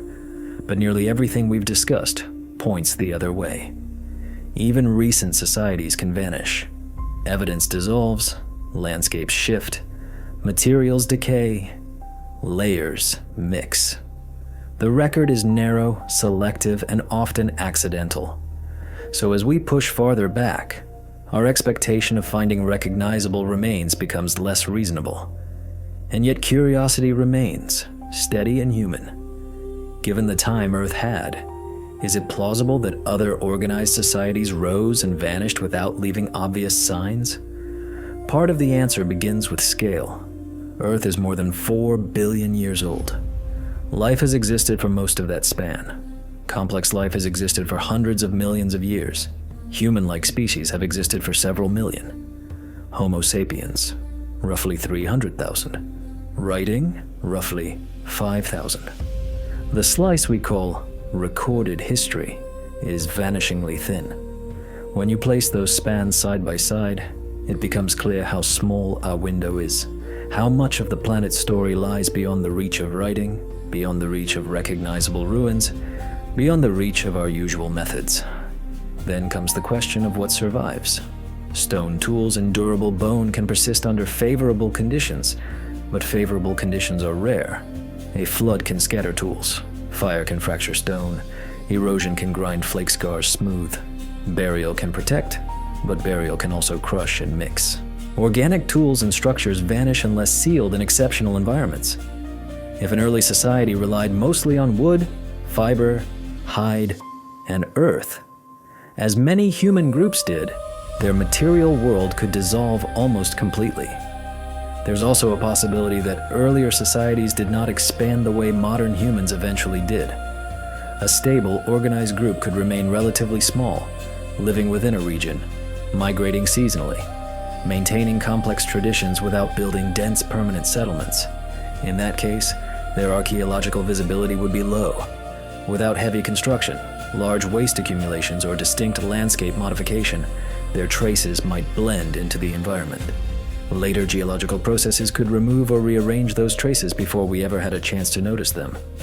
Another part of this earthbound Fermi question involves detection. In the cosmic version, we suspect our instruments might not be sensitive enough, or we might not be looking in the right ways. On Earth, the limits are different but similar in spirit. We have not searched most places deeply, and many places can't be searched easily. Only a small fraction of Earth's surface has been excavated. A far smaller fraction of the underwater world has been examined for ancient landscapes. Deep layers beneath modern cities, beneath farmland, beneath forests and floodplains remain untouched. Vast regions are difficult to access, underfunded, politically complex, or simply too large to cover. Evidence could exist and remain unknown because no one has dug in the right place at the right depth. Even when something is found, context can be elusive. Layers can be disturbed, sediment can be mixed, objects can move through soil. A stone tool discovered out of clear stratigraphy can be hard to date with confidence. A single artifact without associated features can't tell a full story. And a subtle signature soil chemistry, micro-residue, unusual deposits can be interpreted multiple ways, especially when natural processes can create similar patterns. This brings us to another assumption that often hides in the background: the belief that civilization must leave unmistakable technological artifacts. But technological direction depends on environment and need. If stone is scarce but bamboo is abundant, technology may lean into organic materials. If seasons are stable and food is reliable, there's less pressure to build durable storage or permanent structures. If a society is mobile by choice or necessity, it may invest more in knowledge and less in construction. The sophistication can be real while the physical footprint stays light, and sophistication itself can be invisible. A group can be advanced in navigation, ecological understanding, social organization, conflict resolution, medicinal knowledge, without producing industrial waste or monuments. None of those forms of advancement fossilize easily. This shifts the question away from where are the ruins toward what kinds of traces would we even recognize. If an earlier society's technology was low impact, organic, and heavily recycled, it might leave little chemical residue. If their materials were perishable, their tools would decay. If their population was small or dispersed, deposits would be thin. If their lands were later submerged, crushed under ice, or pulled into subduction zones, evidence could be destroyed outright. If we ask the Fermi-like question, if something existed, where is the evidence? We also have to admit that evidence can be subtle. A scattering of flakes might represent generations of activity. A faint soil discoloration might be the outline of a structure. A few hearths could represent a thriving seasonal cycle of return. These signals don't shout, they whisper. And the whispers are easy to miss across a planet. Another dimension is that our tools are improving. LiDAR has revealed settlement networks hidden under jungle canopies. Underwater mapping has uncovered submerged sites. Chemical analysis has traced ancient trade routes. As methods expand, what was invisible becomes visible. That doesn't prove there are unknown civilizations everywhere. It does show our sense of absence is limited by how we look. So the Earth version of the paradox doesn't demand extraordinary conclusions. It simply highlights how much of the past is inaccessible. If earlier societies existed before writing, especially if they lived along now submerged coasts, used perishable materials, and were later erased by geological motion, they would be difficult to detect. From there, another idea naturally follows, one that can feel strange at first. Even technology like ours would not remain obvious for very long. Modern life surrounds us with objects that feel too solid to disappear. Buildings, machines, grids, roads. But take away maintenance and time begins to work quickly. Moisture infiltrates, metal oxidizes, plastics become brittle, roofs fail, mold grows, concrete cracks, vegetation pushes through and pries apart surfaces. Within decades, structures weaken. Within a century, many collapse. Within a few centuries, recognizable shapes become rare. Stretch the timescale to 1,000 years, and what remains is not a functioning city but scattered residues embedded in soil layers. Metal dissolves into corrosion products, plastics fragment into particles and chemical traces, glass breaks and is crushed under pressure until it becomes hard to distinguish without analysis. The story becomes chemical rather than architectural. At 10,000 years, even deep foundations can be fractured by earthquakes, buried by sediment, or eroded away. Rivers change course, coastlines shift, soil layers thicken, forests move in, deserts expand. In many regions, most of what we built would be gone in a recognizable sense. So if our own world would fade that quickly, it becomes easier to understand how earlier technologies, even modest ones, could vanish almost completely. A society that used wood, fiber, bone, and clay could create complex functional tools without leaving behind much more than subtle disturbances in soil and a few durable fragments. Metal might seem like a better signature, but metal corrodes too. Unless buried in rare, protective environments, it dissolves. If recycled frequently, discard is minimal. Over long spans, corroded metal can resemble natural mineral deposits. There is also a cultural vulnerability. Knowledge can be lost rapidly if it isn't stabilized in writing and institutions. Oral transmission is powerful but fragile under disruption.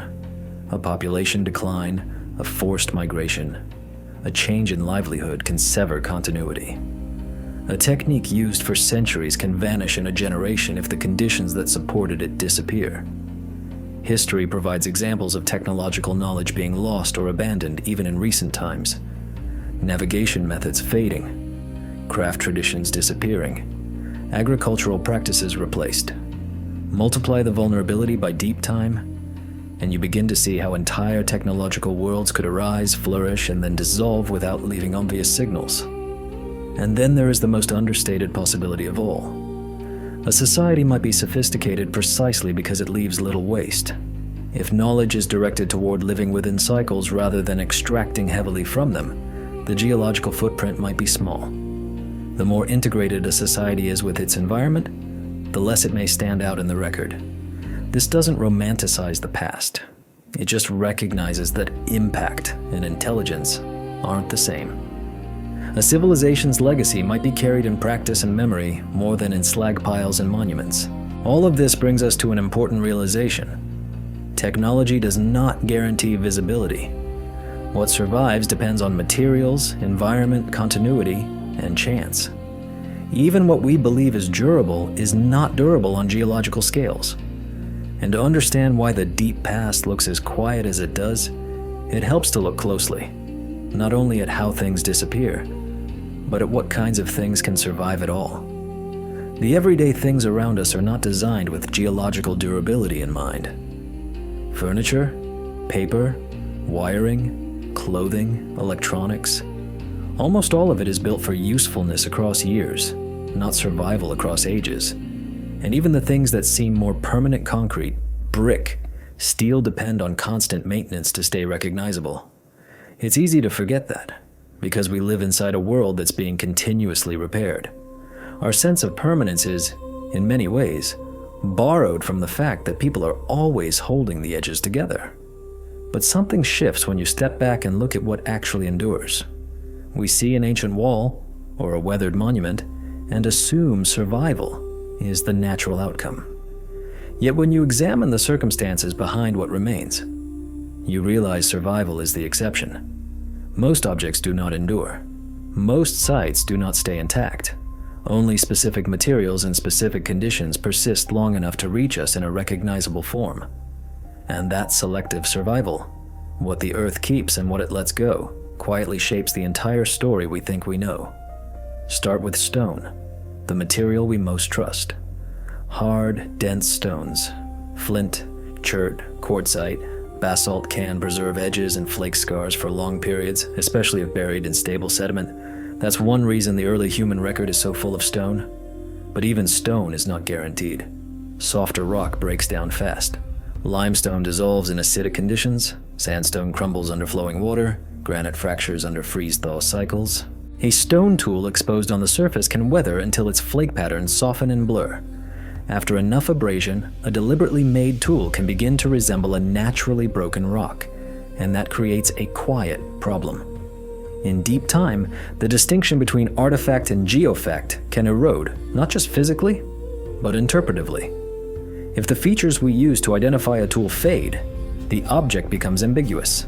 It slips back into the category of ordinary stone. It doesn't announce itself. It requires context, pattern, and luck. Fired clay lasts longer than most human materials, but it also has limits. Pottery can survive for thousands of years, especially when buried and dry, but it fractures easily. It breaks into shards that scatter. Moisture can weaken it. Heat can crack it. Repeated trampling can grind fragments down into pieces too small to notice. And pottery, so often treated as a universal sign of settled life, arrives relatively late compared to the full span of human existence. Earlier societies used containers made from gourds, bark, woven fibers, leather, wood practical, elegant solutions that usually vanish. Metal seems like it should leave louder traces, but metal is selective too. Gold resists corrosion, yet it's soft and historically rare in utilitarian use. Copper and bronze corrode into salts and minerals. Iron rusts quickly unless conditions are unusually dry or oxygen poor. Steel depends on coatings and care. Without protection, oxidation steadily reduces it to brittle forms that eventually disperse into soil chemistry. Even when metal survives in archaeological contexts, it often survives as corroded lumps that need careful analysis to understand. Shapes blur, surfaces disappear. The object becomes a stain, a crust, a trace. And if a society recycled metal melted and reforged it rather than discarding it, the number of lost objects would be small to begin with. The record would be thin, and what remained might be hard to distinguish from natural mineral concentrations after enough time. Organic materials, the true backbone of daily life, are the most fragile of all. Wood decays, fiber rots, leather shrinks and cracks, textiles dissolve into nothing. Bone can last, but acidic soil dissolves it. Heat fractures it. Pressure crushes it. Sunlight and moisture weaken it quickly when exposed. And yet so much early technology depended on organic components, bindings for tools, adhesives made from resins or animal products, nets, traps, baskets, containers, boats and paddles, clothing and shelter, musical instruments. These things shaped life far more than stone alone, and most of them vanish without exceptional preservation. This means the archaeological record is biased, not because researchers are careless, but because nature is selective. We find what can survive. We build narratives from what remains. We learn more about people who lived in caves than people who lived in open-air camps. We learn more about societies in dry climates than societies in humid forests. We learn more about those who built in stone than those who built in wood and fiber. The record is not an even archive. It's a scattered sample shaped by environment and chance. Geological processes decide a great deal of what survives. Sedimentation can bury objects quickly, protecting them from surface weathering. But burial can also crush delicate materials and distort layers. Volcanic ash can preserve by sealing, but can also destroy by heat and weight. Waterlogged environments can preserve wood and fiber by creating low oxygen conditions, but those environments are localized. Frozen ground can preserve organic matter for long periods, but thawing destroys context and materials rapidly. Dry caves can preserve astonishing detail, but caves represent only a small portion of where people lived. Erosion, on the other hand, removes far more than burial protects. Water cuts into hillsides and carries layers away. Wind abrades surfaces and shifts dunes. Earthquakes mix deposits. Landslides move entire sections of ground. Over long spans, the world doesn't just cover evidence, it often dismantles it. Because of that, indirect traces become important. Pollen in sediment showing what plants grew nearby. Charcoal fragments signaling repeated fire use. Changes in soil chemistry indicating long-term habitation. Microscopic residues that hint at diet or processing. These are the quiet signatures, the ones that survive when objects are gone. But they require specialized methods and careful sampling. Without targeted study, they remain invisible. In deep time, indirect traces may be the only evidence that whole lifeways existed. A repeated pattern of charcoal could suggest habitual fire use, even if no tools survive. A consistent soil signature could hint at long-term occupation even without structures. Microscopic residues could point to plant processing or animal use when organic tools have vanished. Yet even these traces are fragile. Chemistry shifts. Layers mix. Conditions change. A signature can be erased as easily as it can be preserved. What survives also depends on how much a society altered its landscape. Large earthworks, terraces, irrigation systems. These can leave durable patterns even after homes rot away. A society that reshaped terrain might remain visible as contours and soil differences long after artifacts disappear. But if a society lived lightly moving seasonally, building temporary shelters, leaving minimal disturbance, its physical signature could be almost invisible, even if its culture was rich and stable.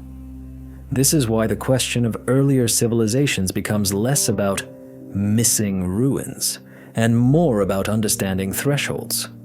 How much durable material must a society produce before it becomes detectable thousands of years later? How much disturbance must it create before the land remembers?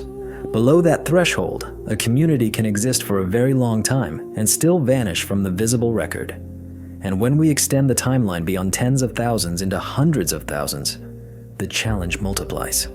The oldest surviving tools and sites we know endure because they were sheltered by rare conditions caves, stable sediments, unusual sealing events. Without those, they would not be visible today. That implies something quietly sobering. What we see is not the full past, it's the past that happened to be preserved. This helps explain why ambiguity is so common. A stone with sharp edges might be a tool, or it might be fractured by natural forces. A soil anomaly might be habitation, or it might be a chemical quirk. Without context, interpretation stays cautious, and caution is essential. It protects rigor. But it also means that subtle traces of early societies can remain uncertain indefinitely, especially if the planet has blurred their edges. As detection methods improve, the range of recognizable evidence expands. Remote sensing reveals buried structures. Chemical analysis uncovers residues invisible to the eye. Microscopic work finds traces in sediments that older methods missed. Yet selective preservation remains the core reality. Most materials vanish. Most sites are dismantled. Time filters history through the narrow gate of what can endure. Holding that reality in mind reframes the earlier question. The idea of a vanished world doesn't require extraordinary assumptions.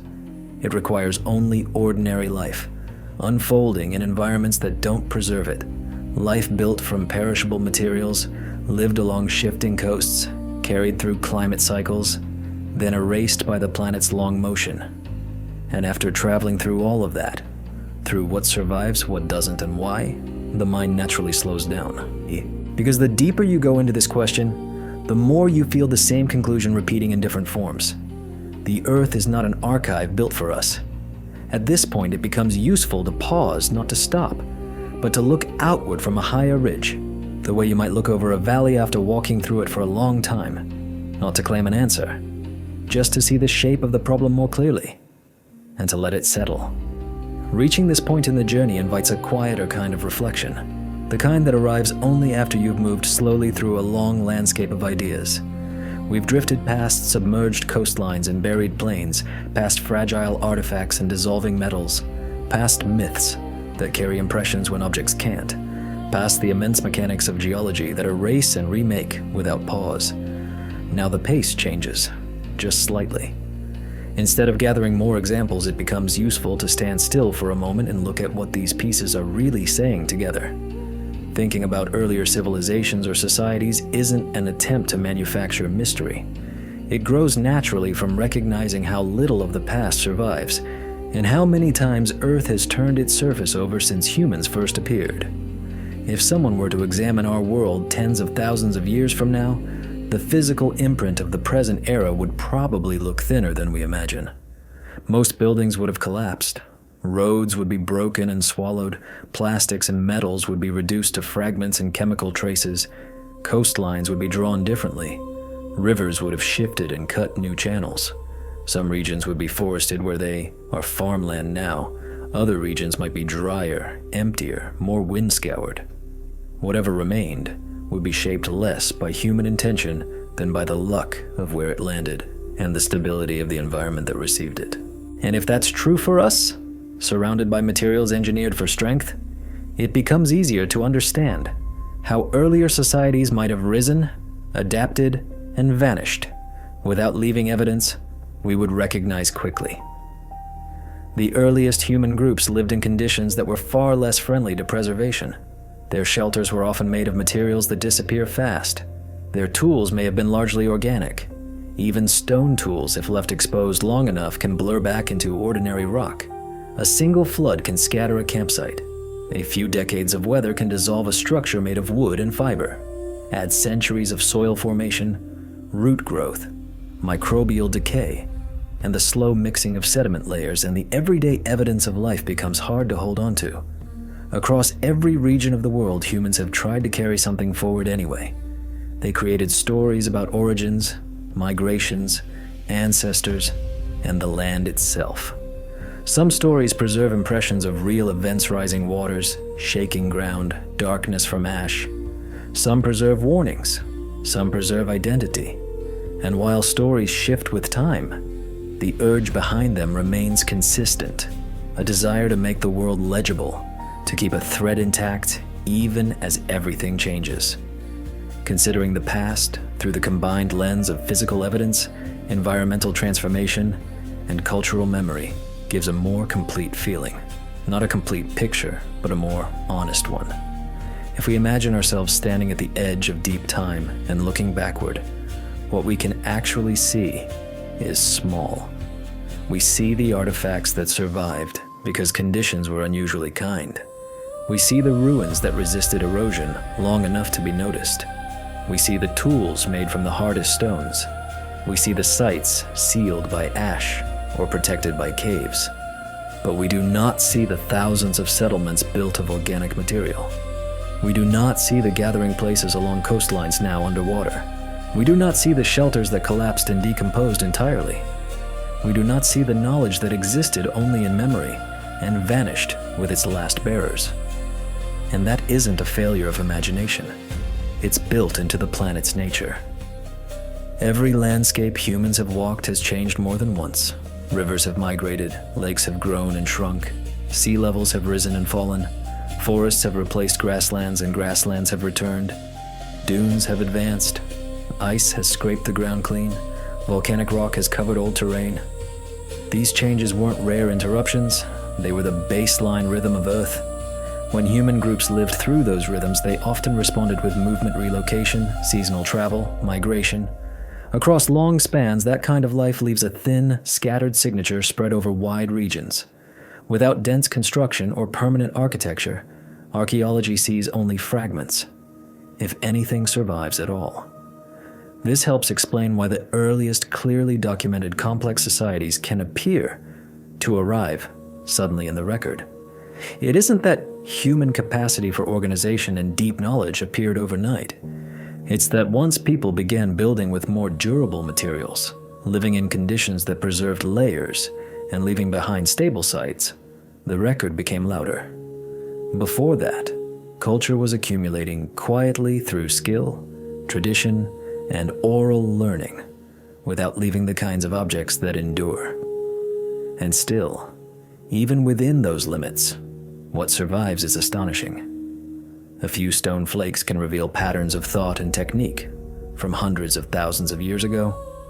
A smear of pigment can hint at expression and symbolism. Burned bone can show habitual fire use. Microscopic residues in soil can reveal what people ate, how long they stayed, what they processed. These fragments don't give us full biographies of ancient lives, but they remind us that the past was not empty. It was lived in detail, even if most detail didn't survive. At this stage, it can be tempting to jump to the most dramatic possibility that there were advanced civilizations we haven't recognized. But the word advanced is heavy with modern assumptions.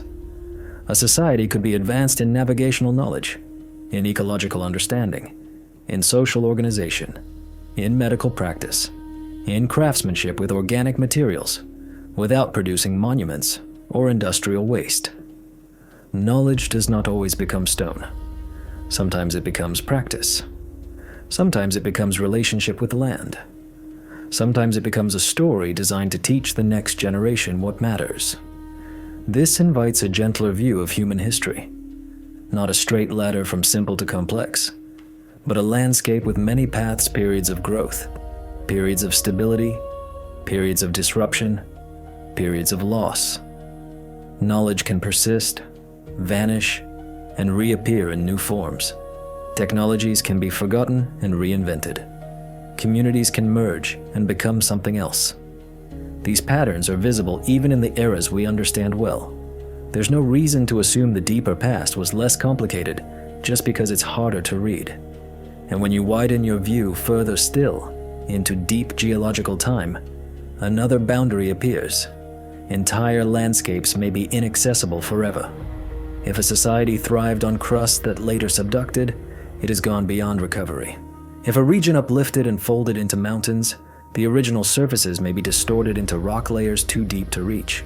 If a coastline sank and then was buried under thick sediment and later reshaped by currents, the context may be scattered. Even with perfect tools, much of the deep past would remain unreachable simply because Earth has changed too thoroughly. So the question shifts again. It becomes less, how many civilizations were there? And more, how much of the story can any planet preserve?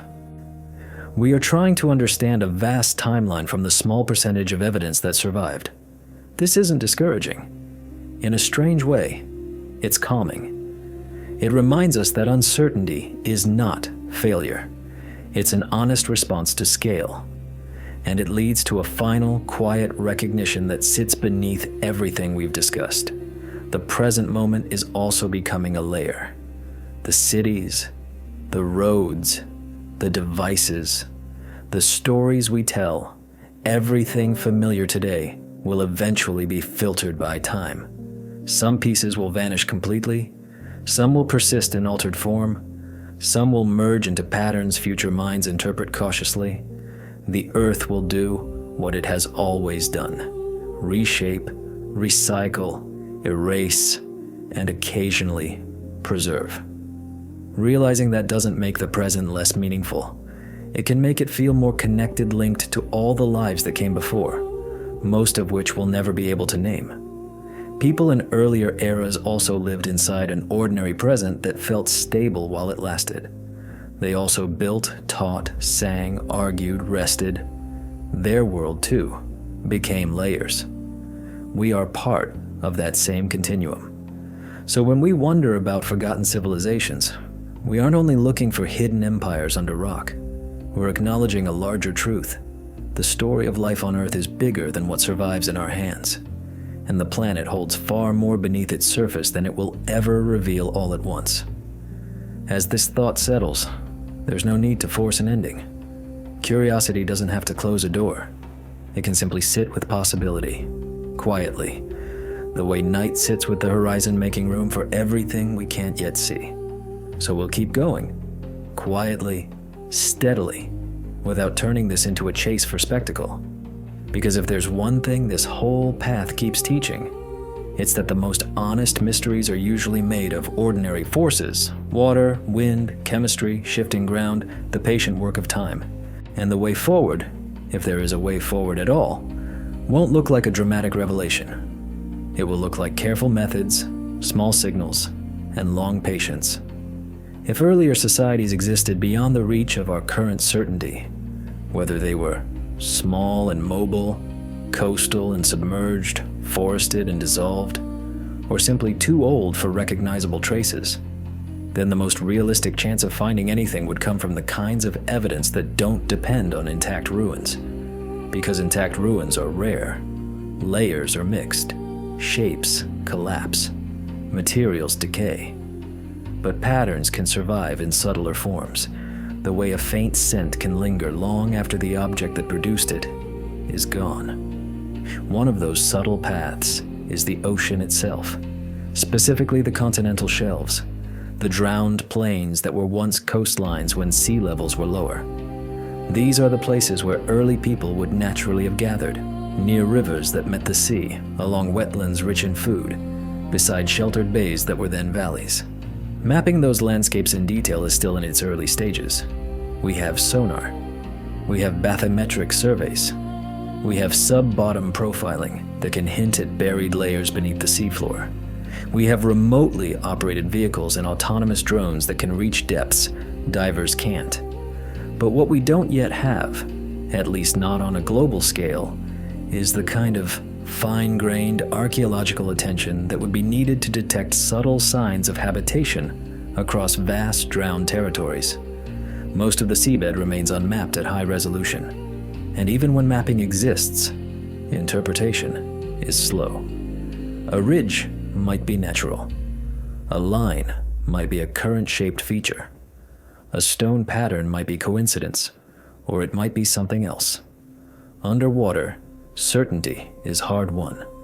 Still, the ocean holds promise, not because it is kind, but because it can sometimes preserve in unusual ways. In low-oxygen environments, wood can survive far longer than it would on land. In places where fine sediments bury a surface quickly and remain stable, traces can be sealed. Under the right conditions, even footprints can persist, briefly, delicately, until the next disturbance erases them again. The difficulty is scale. The sea is enormous. The windows of preservation are small. The search is like looking for a few quiet sentences in a library that has been soaked and rearranged. Another path is sediment. Coring pulling long, narrow columns of layered earth from lake beds, peat bogs, floodplains, and ocean basins. These cores don't give us ruins. They give us time, stacked in fine lines, pollen, charcoal, microfossils, mineral grains, isotopic ratios, traces of combustion, changes in vegetation. They can show when a region burned more often than usual. They can show when a landscape shifted from forest to grassland. They can show sudden changes that might suggest human activity, like repeated fire use beyond what climate alone would predict. But here too, interpretation requires caution. Nature makes charcoal too. Lightning ignites forests. Drought increases fire cycles. Volcanic ash adds chemical signals. Rivers deliver strange mineral mixes. Sediment cores can whisper about patterns, but they rarely speak a name. They say something changed. They don't always tell us who changed it. Then there's isotopic and chemical analysis searching for anomalies that don't fit expected natural ranges. In a world shaped by industry, we leave unmistakable signatures, altered carbon ratios, persistent pollutants, heavy metal concentrations, synthetic compounds. Over deep time, many of these would break down, disperse, or transform. Some might remain as faint shifts in sediment chemistry, others might not. And even if they did, Earth produces its own anomalies. Hydrothermal vents concentrate metals. Volcanic provinces lay down unusual layers. Natural oil seeps alter carbon signals. Biology itself can change chemistry in ways that mimic activity. The challenge is not only finding an anomaly, but proving it belongs to a specific cause, separating the planet's own strange artistry from anything that might be cultural. On land, remote sensing continues to open doors. LiDAR can strip away forest canopy and reveal shapes roads, terraces, foundations, earthworks that were invisible from the ground. This has already reshaped what we know about several regions, showing that complex settlement patterns existed where earlier surveys saw only wilderness. Satellite imagery can detect soil moisture differences that hint at buried walls. Ground-penetrating radar can suggest structures without excavation. Magnetometry can reveal burned features, kilns, hearths, places where fire altered minerals in soil. These methods don't replace digging. They guide it. They help us decide where to listen more closely. And microarchaeology work at the microscopic scale has become one of the most quietly powerful tools of all. Tiny residues on stone can reveal what it cut. Microwear patterns can show how a tool was used. Starch grains trapped in cracks can suggest plant processing.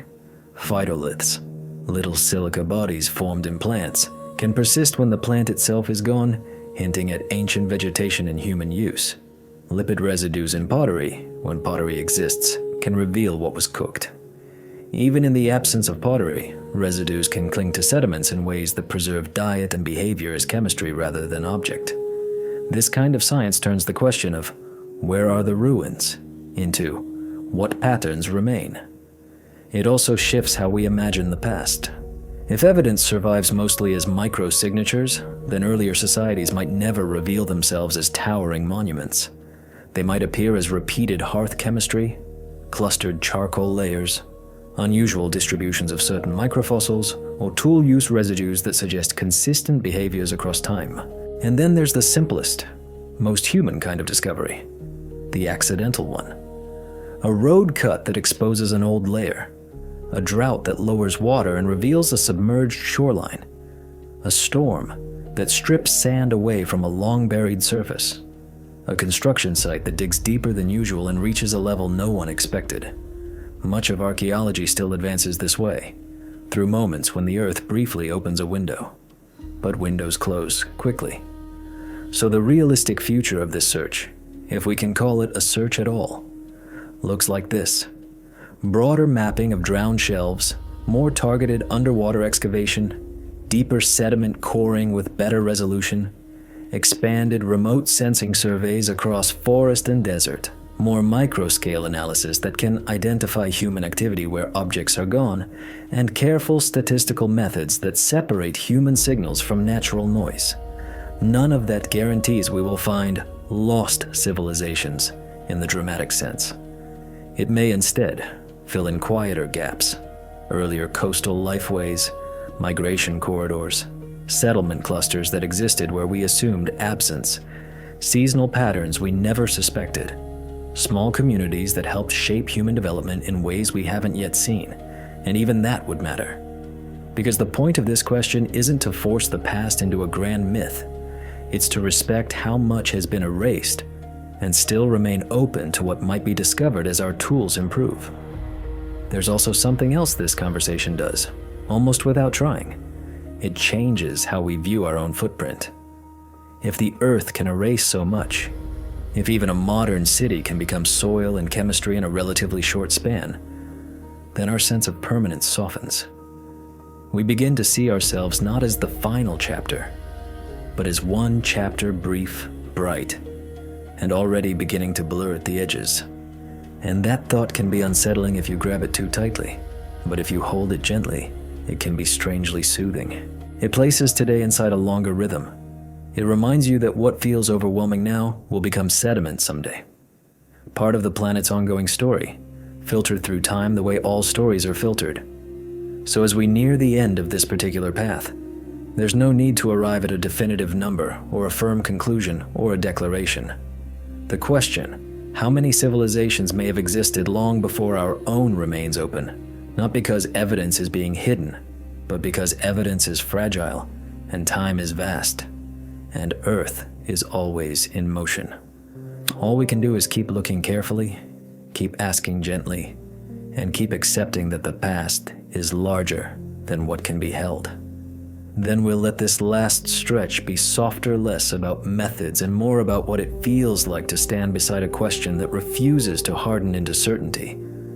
Because the deeper you go into Earth's time, the more you realize the past is not a single hallway with labeled doors. It's a landscape-wide, layered, partly collapsed, partly buried, with trails that disappear into brush and then reappear somewhere else. We walk it with flashlights made of inference and careful measurement.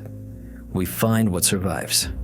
We interpret what we can. And we accept, again and again, that much of the terrain will remain out of reach. That isn't a flaw in the story. It is the story. If earlier civilizations existed, whether small, coastal, mobile, or simply built from perishable materials, the most likely outcome is not that their presence left a clear monument waiting to be discovered. The most likely outcome is that their lives dissolved into the planet the way ours will. Their shelters became soil. Their paths became subtle compactions that were later erased by roots and rain. Their tools were reused, lost, scattered, carried away by water, or weathered until their intentional shape softened into ambiguity. Their stories continued for a while in memory, then blended into other stories, then faded when the last voice that carried them went quiet. And yet, even if that's the likely outcome, it doesn't make those lives any less real.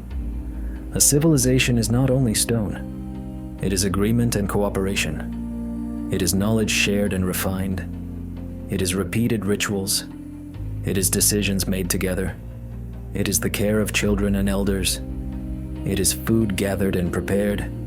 It is the shaping of tools and the shaping of meaning. It is art made from whatever is available. It is language, complex, alive, constantly changing. It is the quiet structure of daily life that holds a group together through seasons and fear and weather. Those things can exist without leaving ruins. They can exist without writing. They can exist without anything that survives long enough to sit in a museum case. Their absence from our hands does not mean they were absent from the world. When you hold this perspective, the question, how many civilizations came before us, becomes less like a riddle that must be solved and more like a reminder of proportion. Earth has carried far more life than we can name. It has held far more moments than any record can store. It has erased and remade its surface so many times that even our best maps of the past are partial sketches. And it's not only ancient history that works this way. Even within recorded time, we see how easily a place can disappear from memory. A settlement shifts, a river changes course, a language dies out, a library burns, names vanish, stories remain in fragments, a people becomes a footnote. Then sometimes, centuries later, a shard appears in the soil and the footnote becomes a chapter again. That rhythm appearance, disappearance, rediscovery is part of how we meet the past. So if you ever feel a quiet awe when you stand on a plain and realize it might once have been a seabed, or when you walk a shoreline and remember it used to be farther out, or when you look at mountains and understand they were once pushed up from something older, you're sensing the same truth this whole conversation keeps circling. We live on a world that is continually rewriting itself, and you right now, listening, are part of that living layer. Your breath, your thoughts, the room you're in, the time of night or morning on your side of the planet. This is also a moment that will pass into the long archive of things that were. Most of it will vanish. Some of it will linger in other people. A little of it will settle into objects. A tiny fraction might survive in a way no one can predict. But the meaning you feel in your own life does not depend on whether it fossilizes. That's one of the gentler lessons hidden inside this question. We spend so much of our time trying to prove our permanence to leave marks, to build things that last, to make our existence undeniable. And yet the Earth reminds us, again and again, that lasting isn't the same as being real. Earlier people were real, even when their traces are gone. Earlier societies were real, even when no ruins remain. Their laughter happened, their fear happened, their skill happened, their love happened. Their arguments and songs and quiet work under open skies happened. The planet held it and then moved on, the way it always does. So perhaps the most honest way to carry this question is not as a demand for an answer, but as an invitation to humility and to wonder that doesn't need to shout. How many civilizations may have existed before ours? We may never have a number. We may never even know how to define the category cleanly across deep time. But we can still let the question do what it does best. Slow us down, widen our sense of time, soften our certainty, and remind us that the ground beneath us is older and fuller than it looks. And if you're listening to this as you fall asleep, there's something comforting in that too. The planet has held countless nights before this one. Countless people have looked up at the same sky, though the stars shifted and the coastlines changed and the world rearranged itself around them. They rested. They woke. They lived inside their own present, just as you are now. So let the thought be gentle. Let it be wide. And if your mind wants to keep wandering, let it wander without having to arrive anywhere. Then we'll continue. Just a little longer, until the length feels complete. Until the thread has had enough time to settle into place. If you're still here with me, in whatever room you're in whatever light is falling across the walls, I want to return to the simplest part of the beginning, the sense of being present on a planet that doesn't stop moving, even when everything feels still. Sometimes that's easiest to feel at night, when the day's noise thins out and your mind can finally hear the quieter ideas underneath. Because the question we've been holding, how many civilizations may have existed before our own, doesn't really live in museums or documentaries. It lives in the gap between what we can prove and what we can reasonably wonder. It lives in the understanding that evidence is selective. It lives in the knowledge that the world can erase almost anything if given time and permission. And that gap isn't empty. It's full of possibility. Not the loud kind of possibility that demands belief. The soft kind that asks for patience. If earlier societies existed, we may never know them by name. We may never be able to trace their lineage or map their settlements. Their languages may be gone without leaving even a single carved symbol. Their everyday tools may have turned back into soil and mineral stain. Their coastlines may have slipped beneath the sea. Their lands may have been crushed by ice, folded into mountains, or recycled into the mantle itself. But we don't need to know their names to understand the larger truth. Earth has held more lives than it can preserve.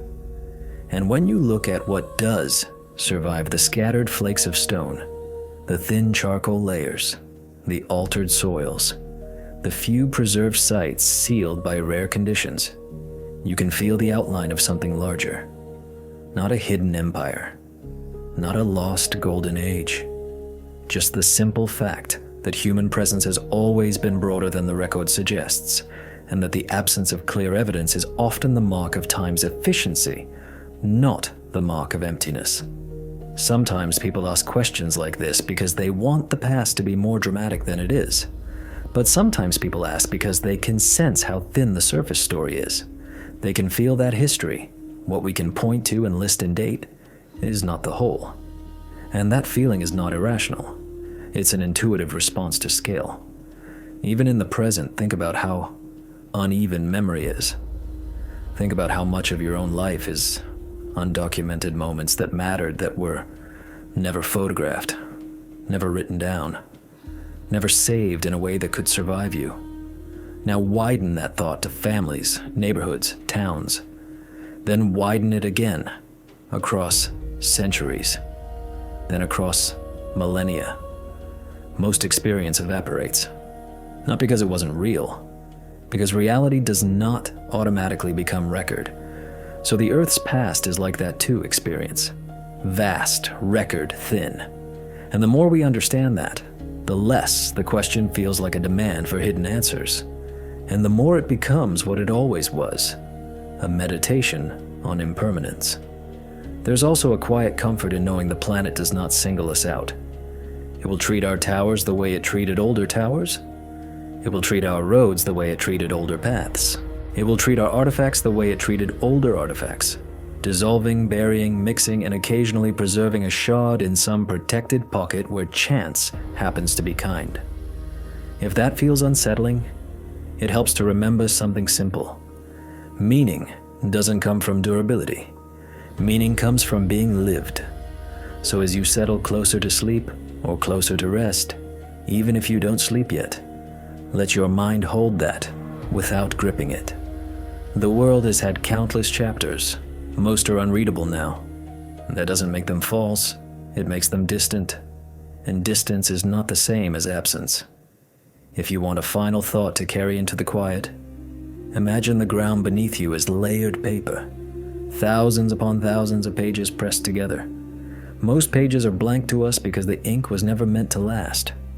But a few pages hold marks, a footprint, a charcoal trace, a stone edge.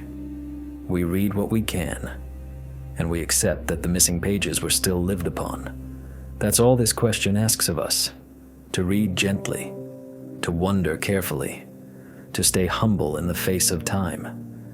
And now we can let the conversation circle back to where it began, back to you, and to the simple fact of listening.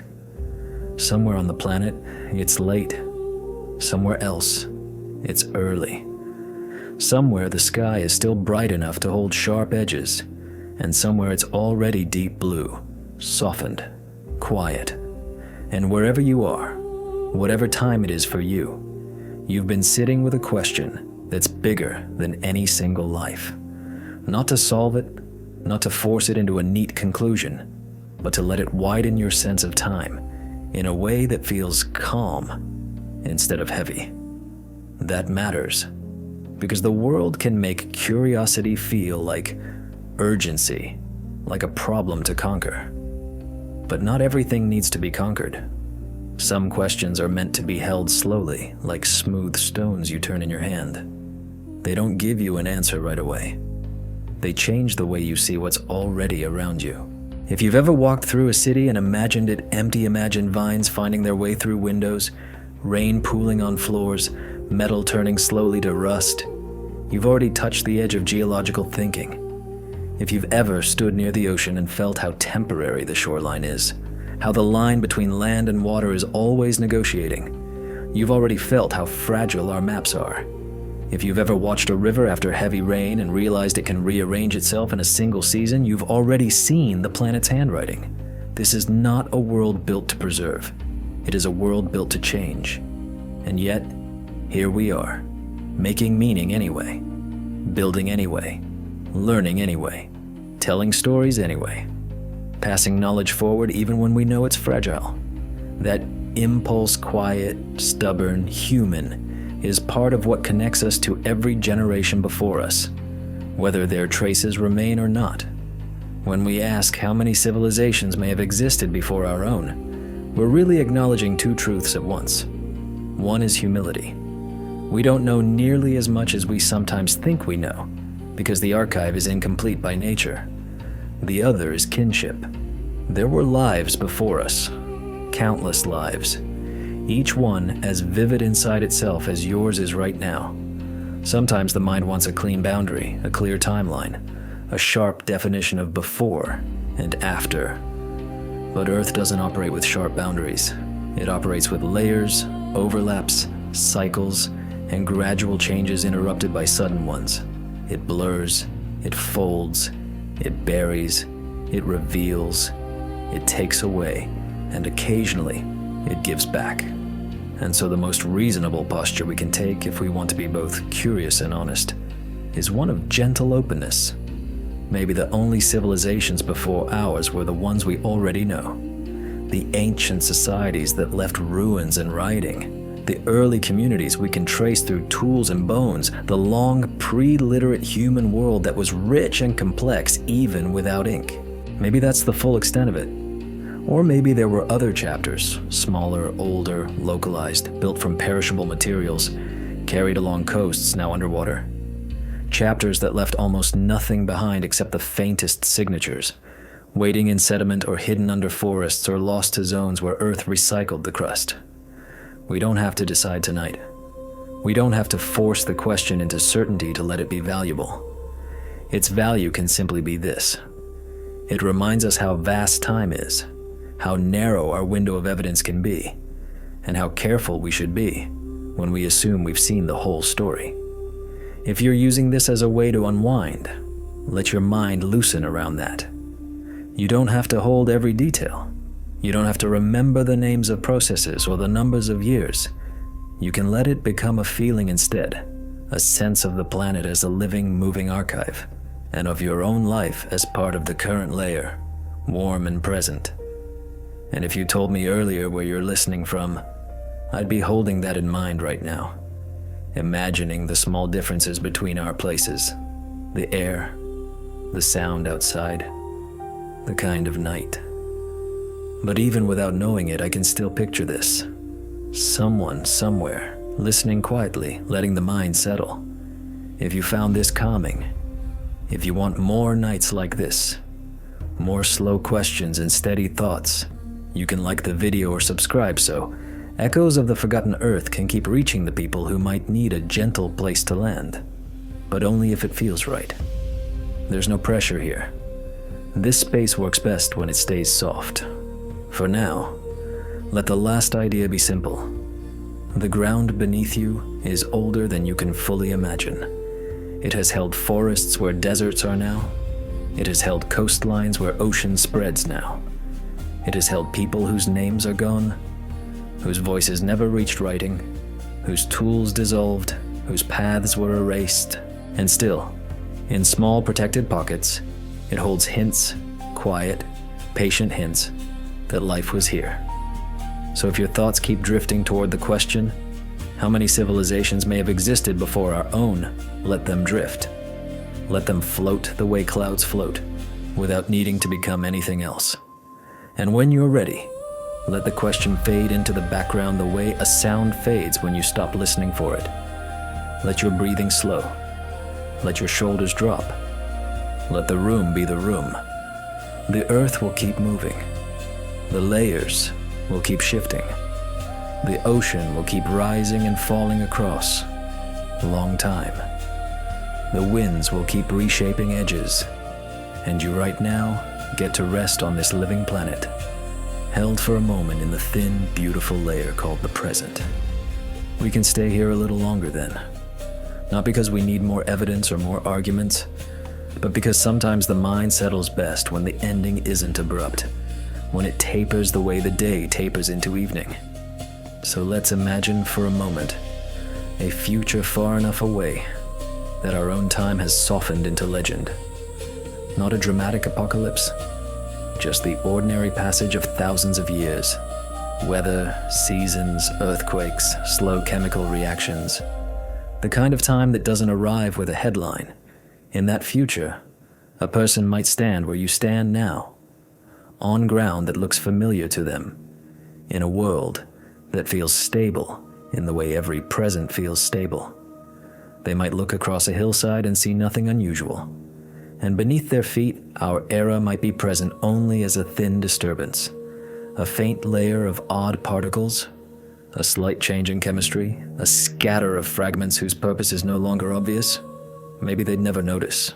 Or maybe, if their tools were sensitive and their curiosity patient, they'd detect something subtle, a concentration of metals in an unusual pattern, a boundary in sediments that marks a period of widespread combustion, a distribution of materials that doesn't match what nature usually does on its own. And if they found it, they might argue about it the way we argue about the deep past. They might disagree about what counts as evidence. They might debate whether an odd layer was cultural or natural. They might wonder what kind of minds made whatever traces remain. They might ask, how much was lost? And that imagined future is not meant to make you anxious. It's meant to give the present its right size. We are not separate from history. We are inside it. We are becoming it. Which means the question we've been exploring is not only about them, whoever came before. It's also about us, and about the kind of mark we leave, intentionally and unintentionally, and how quickly that mark can become unclear. If earlier civilizations existed and were erased, it does not mean the world is hiding secrets from us. It means the world is doing what worlds do. It means that life happens on a surface that is constantly being edited. And that editing isn't only erasure, it's also renewal. The same processes that blur the past also create the conditions for new chapters. Rivers that bury a settlement also build fertile floodplains. Volcanoes that devastate also replenish soils. Glaciers that scrape land also leave valleys and lakes behind. Sea level rise that drowns coasts also reshapes ecosystems. The world is not only a destroyer of history, it is the engine that makes new histories possible. So when you feel small in the face of deep time, try to remember. Small doesn't mean insignificant. A leaf is small compared to a mountain. It still matters. It still changes what it touches. It still belongs. A human life is small compared to Earth's age. It still matters. It still contains a world inside it. And if you're lying there listening, feeling thoughts drift between curiosity and sleepiness, that's a natural place to be. Your mind is doing what minds do, trying to place itself in the larger picture. The trick is to do it without turning it into a burden. So let this be the last gentle repetition. The past is larger than the record, and the record is smaller than the past. We can accept that without despair.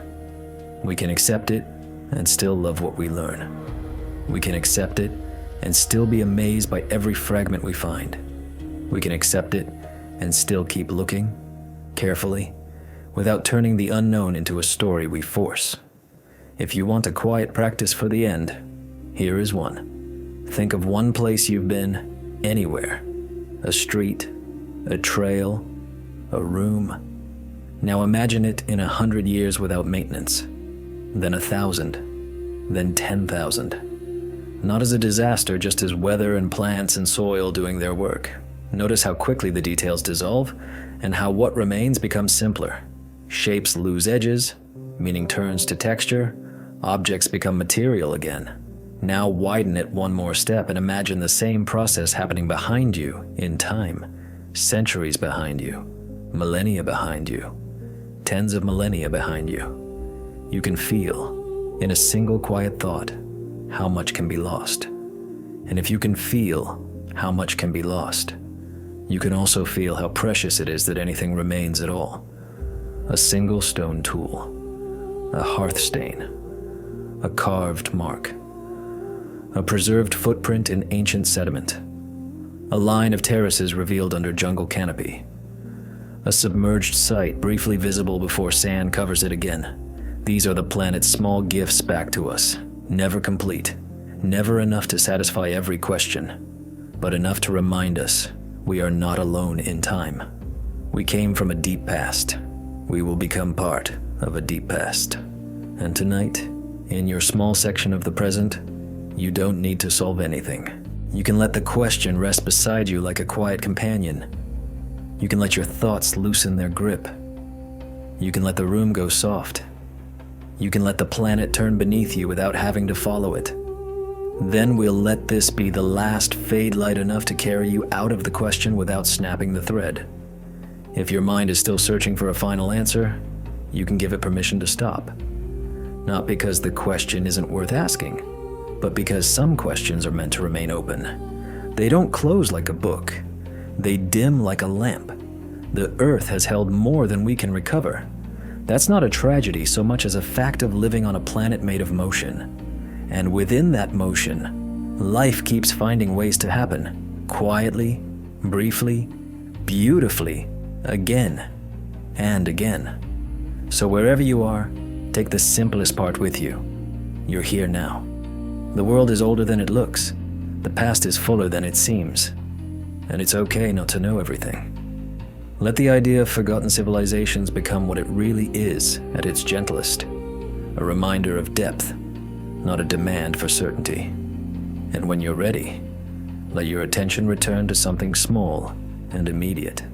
The sound in the room, the weight of your body, the steady rhythm of breath. Let the mind settle back into the present, because the present is the only layer you can actually touch. Good night.